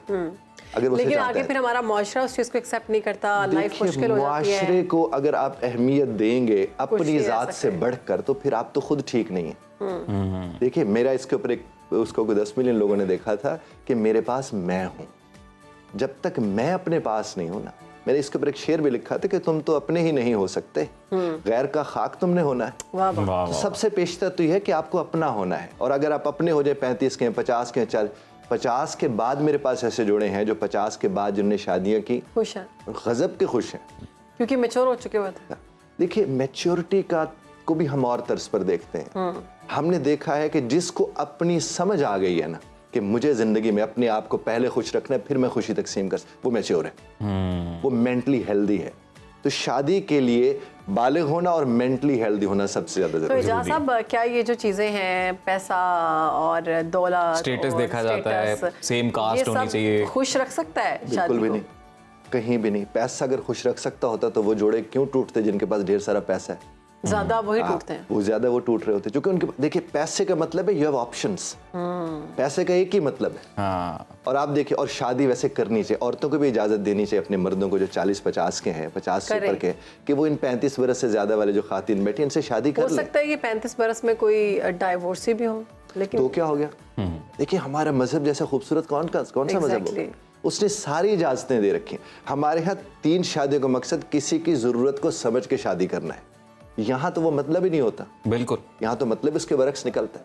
यहाँ तो शादी भी लग्जरी कई दफा हो जाती है तो कि जाहिर है उसका मतलब ये है तो नहीं ना। अब यहाँ पर शादी करना सबसे मुश्किल काम बना दिया गया है। हमारे हमारे हमारे जो अक्सर जो रीतो काम रिवाज आसान हैं, है उन्हें मुश्किल बनाने में हम लगे हुए हैं। जैसे मैंने बताया कि 10 से 15 आ गए हैं इवेंट्स। उसके बाद चले आप वो भी ना करें, आप बेसिक 3 इवेंट से कर लें, उनमें भी अच्छा खासा पैसा खर्च हो जाता है। देखिए, अब एक शख्स मोटरसाइकिल पे अपना जॉब करता है, वो उस दिन गाड़ी क्यों ले आता है दुल्हन हाँ जी। बनाने की? ये समझने वाली बात है। रिस्पेक्ट बिल्कुल। के लिए वो उसकी गाड़ी जो, देखिए, नाम रिस्पेक्ट होता है, असल में शो करा रहे होते हैं। उधर मोटरसाइकिल पे तो नहीं बिठा के जा और सकते। सारी सबको दुनिया पता भी ने होता है हमारी कि देखी। इसकी सबको नहीं पता होता है। अच्छा, फिर वो जिस गली में रहते हैं उस गली में वो गाड़ी भी नहीं जा पा रही होती, वो पैदल लेके जाते हैं फिर। तो क्या जरूरत है? और किन को दिखा रहे? वो जो तुम्हें बरस से जानते हैं। ये बुनियादी वजूहात है। जब तक इस चीज की हम तालीम नहीं देंगे, अब अक्सर कहते हैं जाहिलाना रस्में, मैं इनको कहता हूँ ये आलिमाना रस्में हैं। अच्छा। ये इल्म की बुनियाद पर हो रही हैं, जहालत की बुनियाद पर थोड़ी हो रही हैं।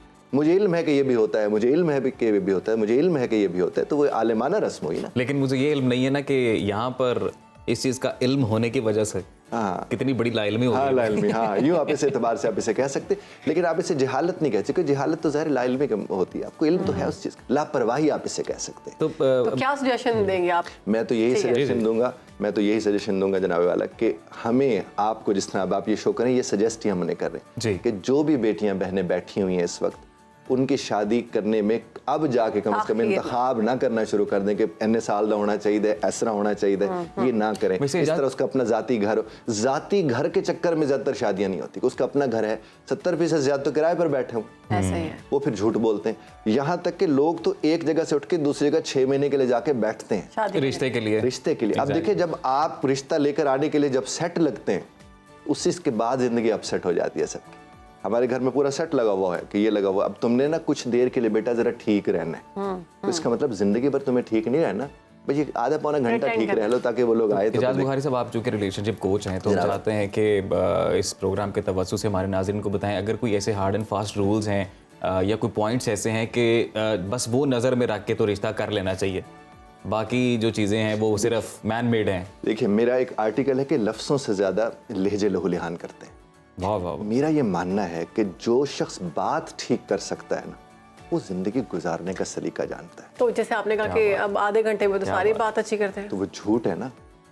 देखिए ना, बुनियादी जिस रिश्ते की बुनियादी झूठ होगी, उसमें सच जब आएगा तो वो तो सच तो और होता है। फसाद है। तो इसलिए वालिदैन को, ये खास तौर पर वालिदैन को, बेटा ये हमारी बेटी है, ये हमारे हालात हैं, आपने शादी करनी है तो हम हाजिर हैं। और यकीन मानिए, लोग ऐसे हैं जो ये सुनना चाहते हैं। हम खामखा डरे सहमे होते हैं कि लोग ऐसा सुनना नहीं चाहते, ऐसे है। ऐसा सुनना चाहते हैं। आपको और हमें, जिस तरह सर भी फरमा रहे, आपको और हमें ये अवेयरनेस देते रहना चाहिए कि भाई जब शादी की उम्र हो तब शादी कर देते होते हैं। आइडियल एज क्या है शादी की? मेरे हिसाब से जब बालिग हो जाता है लड़का लड़की, शादी कर देनी चाहिए। मैं कहता हूँ 25 बरस से ज्यादा मर्द को आगे जाना नहीं चाहिए। 20-21 बरस से जो है वो तो वही तो नुकसान है ना, क्योंकि वो अपना घर बना, तो इस बहन की शादी तो कर, उस भाई की शादी तो कर, उसके बाद उसकी देखिए फिर वो उस औरत को भी तो वो मैच्योर मर्द उस तरह का मिलता है जो मोहब्बत नहीं कर सकता, सोच दे सकता है कि बटन जल्दी बंद कर दिया ना, बत्ती दबे लांदा है, ये कर दे वो कर दे। वो इंजॉय नहीं कर सकते एक दूसरे के रिश्ते को। इसीलिए कोशिश करें जो ही लड़का बालिग हो, लड़की बालिग हो, शादी कर दें। ये जो पढ़ाई का चक्कर है ये सब बाद में, आजकल की पढ़ाई तो खराब। तो अगर वो पढ़ भी लेते हैं नहीं तो, लेकिन पढ़ते रहे। शादी के बाद पढ़ाई मुश्किल हो जाएगी। बहुत से लोग हैं जिन्होंने पढ़ा है, बल्कि बहुत आसान हो जाती है अगर उसके अंदर वो सलीका है, खातून के अंदर भी साहब के अंदर भी, और ज़्यादा आसान हो जाती है। उस वक्त पढ़ाई तो बहुत आसान हो जाती है। ये कहाँ इससे जो चीज़ें आ रही है सामने। देखिए आप एजाज साहब, अगर आप नॉर्मल मास्टर्स भी करते हैं ना, तो आप 22 से 23 साल की उम्र में मास्टर्स कर लेते हैं, तो तब कर लें शादी। तो शादी साथ ही कर लें, ये भी तो हो सकता है। करना चाहिए शादी। और खातीन को शादी को ज्यादा अहमियत देनी चाहिए बाकी चीजों के निस्बत, क्योंकि वो बहुत बड़ा इंस्टीट्यूट है। पाकिस्तान में मर्द पे तो ज्यादा एक बोझ पड़ा होता है ना, वही आपके वाली बात कि अपना घर होना चाहिए, एक पक्की नौकरी होनी चाहिए, और अच्छी अकोमोडेशन होनी चाहिए, ये सब कुछ, और फिर आपके पास ट्रांसपोर्ट अच्छी होनी चाहिए। तो ये सब करते करते तो सर 40 का हो जाएगा। जनाबे वाला बहुत मजे का। तो फिर उसका मतलब ही कोई नहीं निकलेगा, फिर उससे वो तो एंजॉय नहीं कर सकता उस रिश्ते। देखिए साहब, आप अपने बच्चे को उछाल सकें उस उम्र में शादी करें, कि आप उसे उछाले और फिर कमरिया पकड़ के बैठे हो। सही बात है उसका तो, और बच्चे तो कहते हैं मेरे साथ दौड़ो, आपके पुत्र मैं नहीं दौड़ सकता, तो उसने फिर कहना कि बस सही टाइम पे ब्याह करना था। अभी जो पाकिस्तान में एवरेज एज चल रही है वो 60 कर लें आप, 50 वैसे चल रही है, लेकिन 60 कर लेते हैं। तो अगर आप शादी ही 35 में करते हैं, तो जब बच्चा यूनिवर्सिटी जाता है तो आप फौत हो जाते हैं। हाँ, और अगर फौत ना भी हो तो तकरीबन फौत हुए होते हैं जो हालात चल रहे होते हैं। तो इसीलिए सही उम्र में शादी करनी है, बिल्कुल सही उम्र। और सही उम्र ये 20, 22, 25 बड़ा एंजॉय करते हैं बंद। लड़कियों को तो मैं कहता हूँ अब अगर 20 बरस से लेकर ना 30 बरस तक वो सेटल। एजाज बुखारी साहब, आपका मैसेज पेरेंट्स को एक्चुअली में जाना चाहिए, क्योंकि उस एज में तो लड़का लड़की कोई भी उसको इस काबिल ही नहीं समझ रहा होता कि ये कोई अच्छा फैसला करेंगे अपना। वो फैसले करने सिखाते थोड़ी हैं। आप देखें ना, जब एक छोटी बच्ची 2, 2.5, 3, 4 बरस की कहते हैं मामा मैंने ये वाला सूट पहनना है, तो वालिदा ये नहीं कहती कि बेटा इसकी वजह बताओ, वो चंड मारती है। हाँ, ये क्यों पहनना? तो वो रीजनिंग तो है ही नहीं। देखिए रीजनेबल तो होता वही है जिसके पास रीजन होती है, वही रीजनेबल होता है ना। और पूरी मैंने देखा है कि फैमिलीज ही डिप्रेशन में चली जाती हैं जब लड़की 30 से ऊपर जाती है। जाना चाहिए। लोग आते हैं, लड़की खूबसूरत है, पढ़ी लिखी है, सलीकाशार है, लेकिन जब उम्र पूछते हैं तो वो कहते हैं जी एज बड़ी है। वो देखिए आपने हमने ये काम करने हैं, ट्रेंड्स करे। अभी अल्हम्दुलिल्लाह हमारे एक दोस्त हैं, प्रोड्यूसर ही हैं, उन्होंने यतीम खाने में जाके वलीमा किया है। उसमें हम लोग पीछे थे, शामिल थे, कह भी रहे थे, तो वो खुद भी बड़े अच्छे इंसान हैं। तो उन्होंने वलीमा वहाँ जाकर किया। अब उसका ना कोई खर्च इतना होगा, और ट्रेंड सेटिंग में भी वो बात आ गई। हमें तो वो चीज़ें करनी चाहिए जाकर। लेकिन हम क्या कहते हैं जनाब, फलां हॉल में वलीमा था, 500 बंदा सी, और खाना रोल रहा सी, ये बड़ी शान होती। और जहेज जो है वो 3 ट्रकों में आया है। अस्तगफिरुल्लाह। और फिर वही जहेज 6-8 महीने के बाद रोल रहा होता है। वो जहेज रुले या ना रुले, वो लड़की रुल रही है। जाहिर है जहेज का मतलब, रुलने का मतलब यही होता है कि वो घर आई बैठी। खुला, आपको याद होगा आज से कुछ बरस पहले, 1.5-2 बरस पहले मेरे पास AR-वाई 1.5-2 बरस पहले 500 खुला हुई एक हफ्ते में हमारे लाहौर। अल्लाह अकबर, अल्लाह अकबर। 500 एक हफ्ते में हमारे लाहौर में। ये रिपोर्ट आपके इसके हाई कोर्ट की थी। डाइवोर्स के रेट और हम जानते हैं, खुला भी जनाबे वाला। मेरी नौकरी है, मैं कमा रही हूँ, पैसों के लिए तुमसे शादी की थी ना, वजूहात तो देखिए। असल में बात यह है कि हम आर्टिफिशियल ज़िंदगी को बहुत शौक से देखते हैं, और हम चाहते हैं कि हमारी ज़िंदगी भी इसी तरह से हो, और जो हम सोचते हैं वो हमें मिल जाए, ऐसा नहीं होता। अब जिसको आप फॉलो कर रहे होते हैं उसने भी अपनी ज़िंदगी में बहुत सारे साल मुश्किलात में गुजारे होते हैं, ये चीज़ हम नहीं देखते। अब तो लगता तो ऐसे ही सारे स्टैट्स को देख के कि मुआशरे की असर तामीर होनी चाहिए, हमारी सोच को नए तरीके से। बहुत शुक्रिया एजाज साहब, आपने होना चाहिए। प्रोग्राम में आगे बढ़ते हैं, बात करेंगे एक ऐसी खातून के बारे में जिनका मकसद शहरों में रहने वालों को पंजाबी सकाफत, कल्चर और देहाती माहौल से मुतारिफ कराना है। तो आयशा फैसल न्याजी नीलोफर फार्म्स की ऑनर हैं, और आने वाले दिनों में देहाती कल्चर के फ़रोग के लिए लाहौर के नाम से एक कार्निवल का एहतमाम करने जा रही हैं। इस कार्निवल का वेन्यू क्या होगा, इसमें फैमिलीज़ और खुसूसन बच्चों के लिए कौन कौन से मुख्तलिफ प्रोग्राम्स और इवेंट्स होने जा रहे हैं, इन सब सवालात का जवाब उन्हीं से जानते हैं। बिल्कुल जी, आयशा फैसल न्याजी साहबा हमारे साथ मौजूद हैं, आपको वेलकम करते हैं। कैसी हैं आप? मैं बिल्कुल ठीक है। अस्सलाम वालेकुम। वालेकुम अस्सलाम। हमने देखा कि आयशा साहब आपने बड़ा खूबसूरत फॉर्म बनाया है, हमने सुनो पाकिस्तान में दिखाया भी स्ट्रॉबेरीज के हवाले से, खुद भी इंशाल्लाह विजिट करेंगे। तो अभी आपका कोई मेला टाइप आ रहा है, कार्निवल आ रहा है लाहौर? हाँ जी बच्चों, आप लोगों की एज वालों के लिए तो वो कार्निवल है, जो हमारी एज ब्रैकेट के लोग हैं उनके लिए वो फेस्टिवल है। हाँ। मेला जिसे कहते हैं। मेला, जी जी जी। तो उसमें होगा क्या, बच्चों के लिए एक्टिविटी होगी? और हमने ये भी देखा कि देहात को बेसिकली आप सामने लेके आ रही हैं, देहाती कल्चर। जी बिल्कुल, ये है बेटा बरकी रोड पे हमने किया है, जो हमारे फार्म्स है। जी जी। सरीन फार्म्स के डेक पे हम ये कर रहे हैं। आप हमारी क्रॉप से गुजर के खेत देखते हुए, खलियान देखते हुए आप हमारे डेक पे आएंगे। वहाँ पर हमने टांगा राइड, हॉर्स राइडिंग, झूले, देसी झूले, बच्चों के लिए puppet show, magic show, games, इतनी एक्टिविटीज़ हैं कि बच्चे जो है ना वो बहुत ज़्यादा एंजॉय करेंगे। फिर जो हमारी आप जैसी यूथ है उनके लिए खाने का है, बिल्कुल देसी स्टाइल में बैठने की जगहें बनाई है। वहाँ पर चरपाइयाँ हैं, कुर्सियाँ हैं, जी गाँव तकिए हैं, थोड़ा सा म्यूज़िक हमने किया है ताकि थोड़े से लोग एंटरटेन हो, मज़ा आए। तो आयशा नियाज़ी साहबा, ये कैसे ख्याल आया आपको, इंस्पिरेशन क्या थी? मैं आर्मी ऑफिसर की बेटी हूँ बेटा। जी जी। तो मैं जगह जगह बाबा के साथ पोस्टिंग्स पे जाती थी। बिल्कुल। तो मैंने जगह जगह इस तरह के मेले और बहुत कुछ देखा था। जब हम लास्ट पोस्टिंग लाहौर आए तो मैंने लाहौर में मीनार पाकिस्तान के पास लक्की रानी सर्कस होता था, वो मैंने देखा। वो मेरी मेमोरी बड़ी मजे की थी। उसके बाद ये 2001-2 तक तो मैं इस तरह की चीजें देखती रही। फोर्ट्रेस में भी एक मेला होता था। जी जी बिल्कुल, हॉर्स एंड कैटल शो। फिर होता था एक वहाँ पे करीब फोर्ट्रेस के करीब ही एक सनती नुमाइश टाइप की लगती थी। मैं अपने मामा बाबा के साथ एज 7 to 12 ईयर्स की ब्रैकेट में मैं इस तरह की जगहों पे जाती थी और मेरे पास वो इसी तरह के छोटे छोटे देसी गेम्स वगैरह करने का टाइम होता था। अब हम जब बड़े हुए, मैं मेरे अपने बच्चों की मिसाल देती हूँ, तो कोई जगह ही नहीं है मुझे ले जाने की। मैं उनका हाथ पकड़ती हूँ, एक वो फिल्म होती है वो कितनी दफा दिखा दी, मैं हाथ पकड़ती हूँ या रेस्टोरेंट से ज्यादा रेस्टोरेंट ले जाती हूँ, वो भी 1 घंटे की गेम होती है। देसी कल्चर के लिए हम कोई चीज नहीं दिखा सकते थे बच्चों को? बिल्कुल नहीं दिखा सकते बेटा। आप लोग हमारे साथ मिलकर ट्राई करें ना, लाहौर वाले लोग, तो फिर बहुत कुछ हो सकता है। ये मेले ठेले होने चाहिए, बड़ा जबरदस्त कल्चर है ये। जब आपने ये आइडिया तो सोच लिया कि मैं ये करूंगी, फिर उसको इम्प्लीमेंट करने में कितना वक्त लगा, कितनी मेहनत लगी? बेटा पूरा टीम वर्क था। मेरे बच्चे, मेरा हस्बैंड, अल्हम्दुलिल्लाह, ठीक है, हमारी इमीडिएट फैमिली, वो सब लोगों ने ना मेरे आइडिया को सपोर्ट किया। बच्चे, हमारी पूरी टीम देख रहे हैं कि जो पीछे जो बैकअप पे टीम होती है, ये टीम वर्क की गेम थी, ठीक है। वो कहते थे कि मामा चलें, आपका एक ये आइडिया, इसको थोड़ा सा और रीड करते हैं। फिर आप लोगों के मेहरबानी की वजह से मुझे और सपोर्ट मिली। आप लोगों का चैनल आया हमारे से, मॉर्निंग शो रिकॉर्ड करके, डिफरेंट मीडियम्स वाले लोग आए हमारे पास। उन्होंने ना मुझे कहा कि आयशा आंटी आप करें ना, हम आपका साथ देंगे। तो आयशा साहिबा, ये भी बताएं, जब ये कार्निवल आप करने जा रही हैं, इससे पहले जितने भी इवेंट्स आपने इस तरह से किए, आप इसके बाकायदा तौर पर इन्विटेशन देती हैं लोगों को, और किस तरह की ऑडियंस को आप कैटर करती हैं, तरीकाकार क्या होता है? हम लोग ऐसे करते हैं बेटा, पहले हम स्ट्रॉबेरी पिकिंग और ये लीची पिकिंग, गुआवा, इस तरह की पिकिंग वगैरह कराते थे। तो भी मैं दूसरे मीडियम जो हैं उन पे एड्स वगैरह चलाती थी कि भाई आप लोग आ जाएं और ये हम गेम करा, ये मेला होने वाला है। नहीं, फिर वो तो पिकिंग का गेम होता था। Strawberry picking. फिर जब हम मेले की तरफ आए तो हम लोग आप लोगों की तरफ आ गए, ठीक है। आप लोगों ने भी अप्रोच किया, हम लोगों ने भी आप लोगों को रिक्वेस्ट की कि प्लीज आप थोड़ा सा हमें कवर करें। हम लाहौर को बताना चाहते हैं कि ये फेस्टिवल सिटी था। Exactly, इंशाल्लाह जल्द ये फेस्टिवल सिटी दोबारा बन जाए। इंशाल्लाह। बहुत ज़बरदस्त काम कर रही हैं आप। अच्छा, बच्चों के लिए तो वहाँ पर काफ़ी एक्टिविटीज़ होंगी, पेरेंट्स के लिए भी होंगी? ओह यस, बिल्कुल। सबसे आप ईज डाउन हो जाएंगे। आपका बच्चा हमारे पास आया, वो गेटेड कम्युनिटी है। आप आराम से बैठ के खाना एंजॉय करें, फूड, ये जो गोला गंडा, ये तमाम देसी चीज़ें, सब देसी चीज़ें, बारबेक्यू, क्या बात है, सब कुछ डेक पे होगा।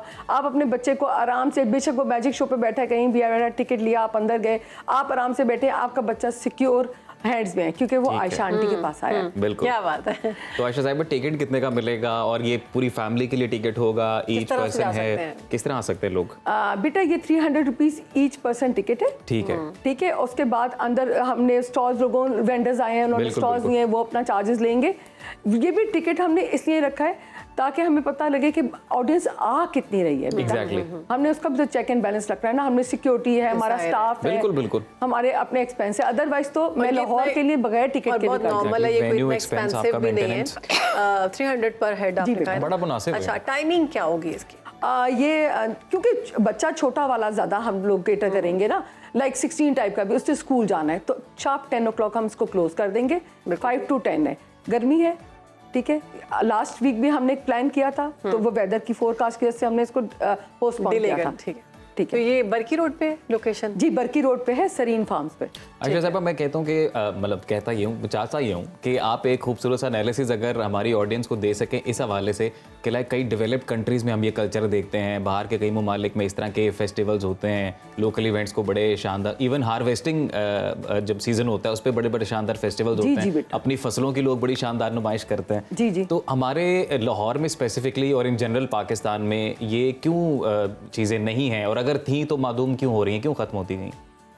बेटा बहुत इजी सी बात है, आपके बड़े जो आपको वो गाइड करेंगे, ठीक है, उसको आप लोगों ने नीट करना है, ठीक है ना। अब हमारे जो ग्रैंड पेरेंट्स थे और उससे पीछे थे, वो कहते थे खेत में मत जाओ, फसल खराब होती है, ठीक है ना, इसको रोको, बच्चों को मना करते थे। बच्चों के बैक इन माइंड कहीं फ्रेम उसमें रह गया कि खेत में नहीं जाना, फसल खराब होती नहीं, फसल खराब होती नहीं।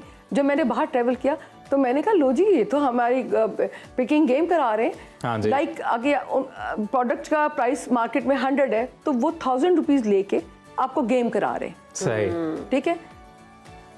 आपका वो जो डैमेज है वो भी आपका कवर हो गया, गेम भी हो गई। अभी पाकिस्तान में, लाहौर में, कहीं भी जो आप ये गेम कराएं, प्लीज आप थोड़ा सा दिल बड़ा कर लें। वो फोर फादर्स वाली जो वो है ना, वो अब जनरेशन भी नहीं रही और सोच भी नहीं रही। आप थोड़ा सा खोलें, सपोर्ट करें, थोड़ा सा दिल थोड़ा सा बड़ा कर लें, तो फिर आप आराम से स्पेस बना सकते हैं। और आयशा साहिबा, इन गेम्स का, इन फेस्टिवल्स का साइकोलॉजिकली कितना पॉजिटिव असर है, आपके डिप्रेशन, एंजाइटी कितना दूर होता है, और इवन जो फिजिकल एक्टिविटी बढ़ जाती है। छोटा बच्चा, मैं तो हमेशा बच्चे की मिसाल देती हूँ। जब बेबी आया, गाड़ी से उतरा, उसने देखा कि ये खेत लगा हुआ है, अच्छा स्ट्रॉबेरी जमीन पे होती है, नहीं आंटी ये तो ट्री पे होती है, कॉन्सेप्ट क्लियर। आगे मजीद आया, डेक पे आया, उसने देखा, मैंने एक बास्केट ली, मैं अंदर गया, वो एक पूरा उसने वॉक की, उसने देखा, हाँ उसने क्ले देखी, प्लांट्स देखे, उसको टच किया, फील किया, उसने देखा कि ये स्ट्रॉबेरी हमने तोड़ी, बास्केट में डाली, हम एक डेक पे आए, हमने वेट किया।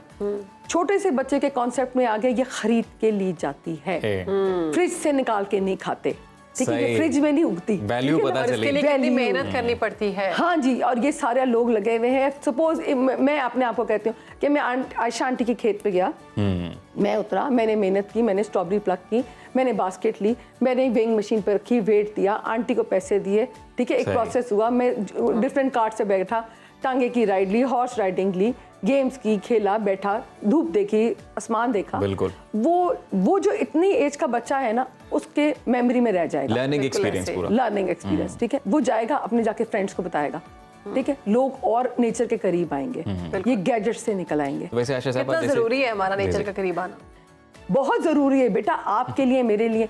आप यकीन करो, आप हमारे प्लेटफॉर्म पे आओ, ये जो पोल्यूशन कहते हैं, ये जो एयर इंडेक्स खराब हुआ, वहाँ तो कुछ ऐसा मसला नहीं है। शाम में भी हवा चलती है, खेत लहराते हैं, अल्लाह की शान। हम देखते हैं हमारे कुछ देहात जो है वो अभी तक देहात हैं, लेकिन बहुत सारे देहात जो है वो शहरों की बिल्कुल टाउन बन चुके हैं, शहरों की शक्ल अपना चुके हैं। वहाँ पर वो उस तरह से मामलात नहीं होते जैसे देहात में होते थे। ऑर्गेनिक चीज़ें होती थी, ऑर्गेनिक चीज़ों से खाना बनाया जाता था, मिट्टी के बर्तन होते थे, और हम देखते थे तब बीमारियाँ भी इस तरह से नहीं थी। अब नई नई बीमारियाँ आ रही हैं, नई नई चीज़ें आ रही हैं, टेक्नोलॉजी साथ हम बहुत कुछ लेकर आ रही है। हम नेचर के क्लोज थे ही नहीं काफ़ी अरसे से, ठीक है। अब थोड़ा सा ये जो आप लोगों की यंग जनरेशन है ना, इनके कॉन्सेप्ट जरा क्लियर हुए हैं, वो निकलना चाहते हैं, उनको आप थोड़ा सा रास्ता दें, ठीक है, वे बनाएं, बच्चे आ जाएंगे। अब ये बच्चे जो हैं, ये आप जैसे बच्चे जो हैं माशाल्लाह, ये गैजेट्स पे देख रहे हैं, ये चीज़ है, ऑर्गेनिक खाना है। अब वो एक मशहूर सा ब्रांड का आटा है, वो लोग ला के खा रहे हैं, ठीक है। मुझे खुशी हो रही है सुनकर, आप हमें बच्चे बच्चे कह रही है ना, मुझे बहुत नहीं आप लोग बच्चे हो, बच्चे हैं, हम लोग बिल्कुल बच्चे हैं। ये शायद मानो नहीं मानते, लेकिन मैं बच्चा हूँ, बिल्कुल बच्चा हूँ, और बच्चा रहना चाहिए, इंसान खुश रहता है। नहीं, आप बच्चों के भी बच्चे हैं, बच्चों के जो बच्चे होंगे ना, ये लोग सीखेंगे, आप सीखोगे ना, तो अगली जनरेशन और नीट हो जाएगी, उसके बाद वाली उससे नीट हो जाएगी।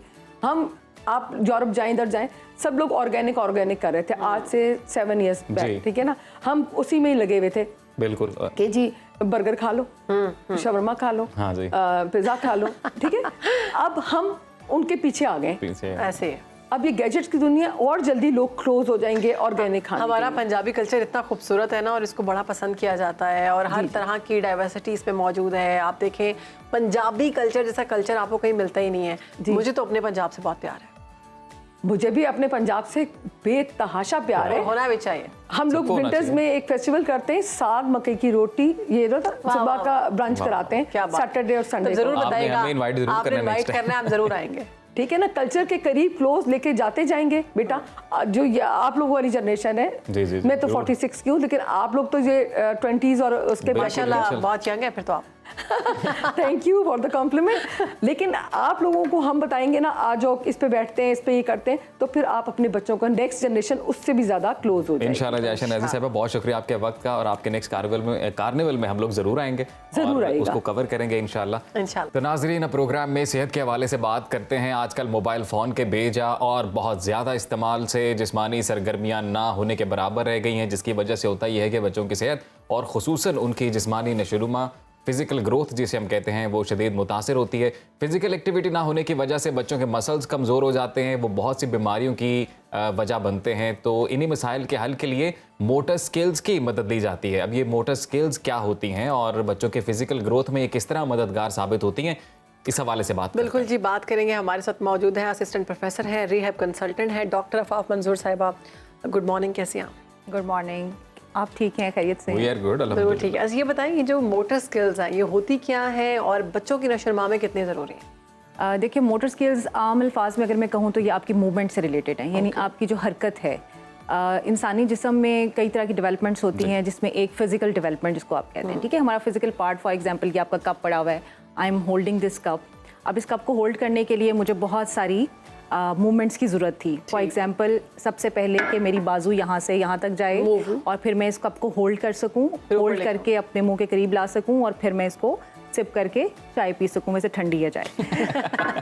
हमारे यहाँ पे टेम्परेचर हमने मेंटेन रखा होता है स्टूडियो में। एसी बहुत है। एनीवेज, सो हमारी मूवमेंट के लिए, यानी आप इंसानी मूवमेंट या हरकत और सकनात के लिए आपको कुछ एबिलिटी की ज़रूरत होती है, जिसको हम मोटर मूवमेंट या मोटर स्किल्स कहते हैं। अब ये मोटर स्किल्स जो हैं, इनको आमतौर पे हम दो स्किल्स में डिफाइन करते हैं, एक ग्रॉस मोटर और एक फाइन मोटर।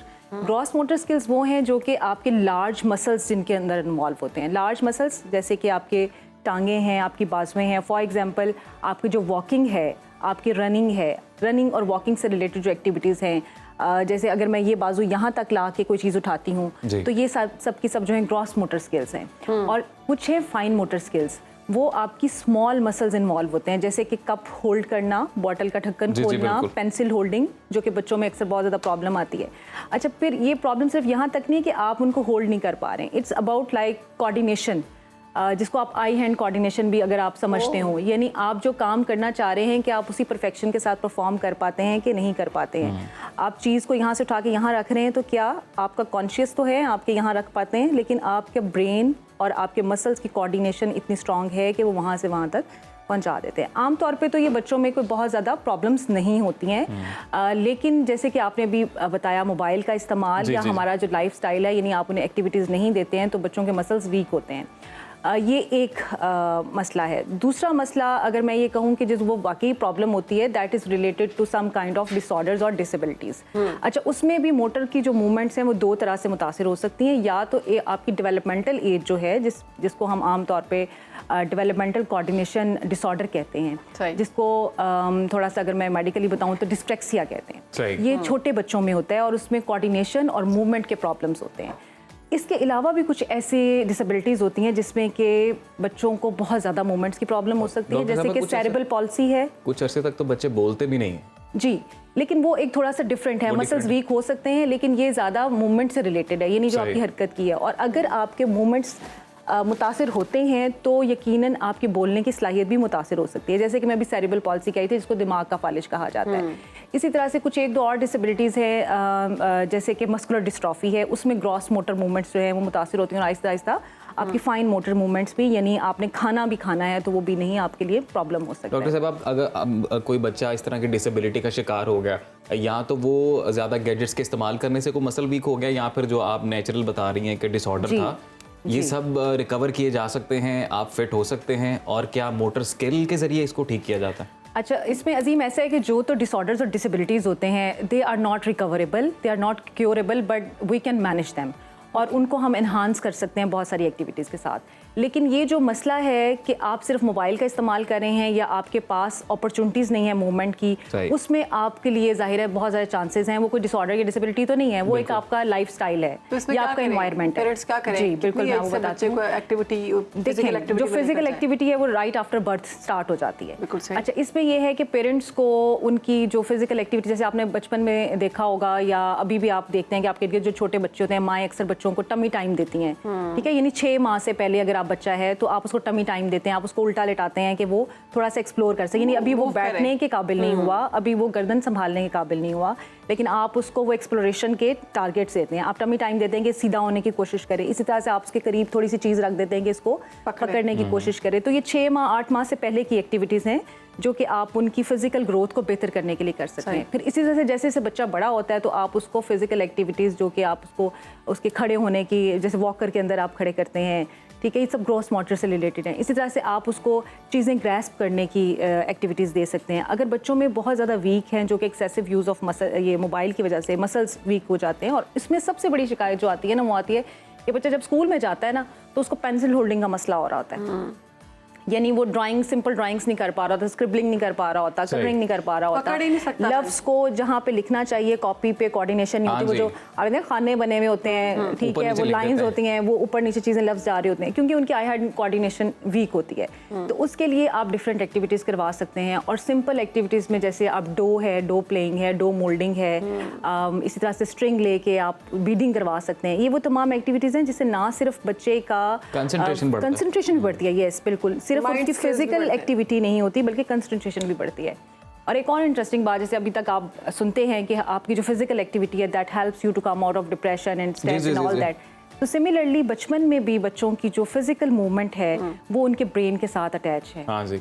तो अगर आप फिजिकली एक्टिव हैं तो आपकी ब्रेन या कॉग्निशन डेवलपमेंट जो है वो भी बहुत ज़्यादा बेहतर तो डॉक्टर साहब, ये जो डिसऑर्डर है या मसल वीक हो जाना, ये बड़ों में भी होता है, सिर्फ बच्चों में भी होता है? देखें, बड़ों में मसल्स वीक होने की कुछ और वजूहत होती हैं, जैसे कोई बीमारी हो जाना, कोई डिसऑर्डर या डिसेबिलिटी का कोई मसला होना, एज फैक्टर होना, बिल्कुल उसके साथ भी जो है वो मसल मूवमेंट्स जो हैं वो वीक होती हैं। बच्चों को आप ठीक कर सकते हैं, बेहतर कर सकते हैं, बिल्कुल। अगर तो ये सिर्फ वजूहत ये हैं कि आपने उन्हें लाइफस्टाइल, अगर आपने लाइफस्टाइल उन्हें ऐसे दिया जैसे कि मुसलसल मोबाइल का इस्तेमाल है या स्क्रीन का यूज़, और बच्चों के पास कोई एक्टिविटीज़ नहीं है, देखिए बच्चों को जो नेचुरल एक्टिविटीज़ हैं उसमें इन्वॉल्व करें, जब ग्रॉस मोटर्स के लिए उन्हें प्ले एरिया में लेके जाएं। कुछ इतना लाडला कल्चर भी मैंने देखा है कि बच्चा हो गया है जी बहुत अरसे के बाद, उसको अब जमीन पर नहीं उतारना। नो नो नो, दिस उठा के फिर मैंने उठाया तो अब्बा ने उठा लिया, तो अब्बा ने, तो फिर चाचा ने, तो चाची ने, तो मामा ने, तो मामी ने, ये पूरा खानदान उठा के फिरता है। बिल्कुल, और यहाँ तक कि आप बच्चे को सुलाते भी गोद में हैं। यस, ठीक है। अच्छा, आप ये याद रखेंगे जितना आप बच्चे को खुला छोड़ेंगे ना उसकी डेवलपमेंट उतनी ज़्यादा बेहतर होगी, ठीक है। उसको टाइट कपड़े ना पहनाएं, ठीक है, उसको क्रॉलिंग के अपॉर्चुनिटीज़ दें, उसको बल्कि ज़मीन पे छोड़ दें, जैसे आप मतलब समझते हैं ना कि ज़मीन ठीक है, कंटामिनेशन का थोड़ा ख्याल रखें, थोड़ा सा सफाई सुथराई का ख्याल रखें। अदरवाइज नेचुरल एनवायरनमेंट में बच्चा जितना अच्छा पलता है उतना गोदों में नहीं पलता। और अगर आप उसको सुला भी गोद में रहे हैं तो वो भी ठीक नहीं है, जब तक आप उसको ओपन नहीं छोड़ेंगे, उसकी सारी मूवमेंट्स, उसके बॉडी पार्ट्स मूव नहीं करें।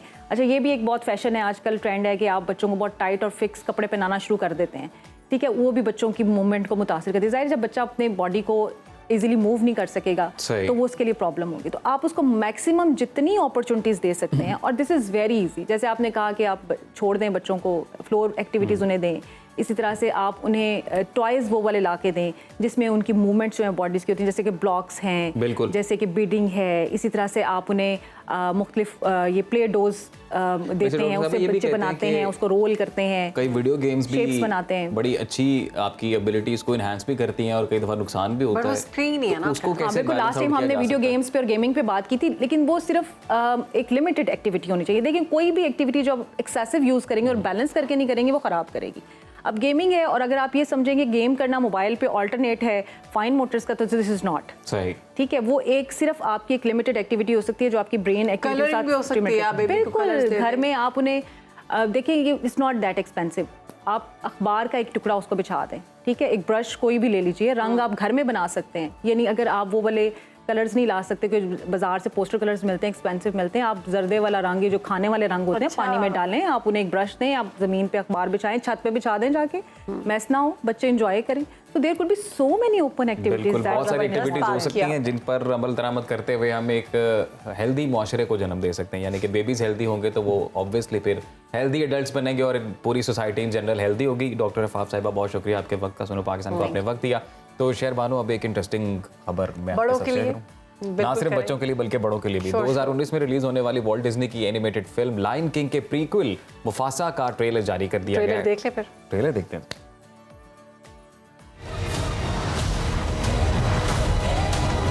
The earth will shake. Destiny awaits you.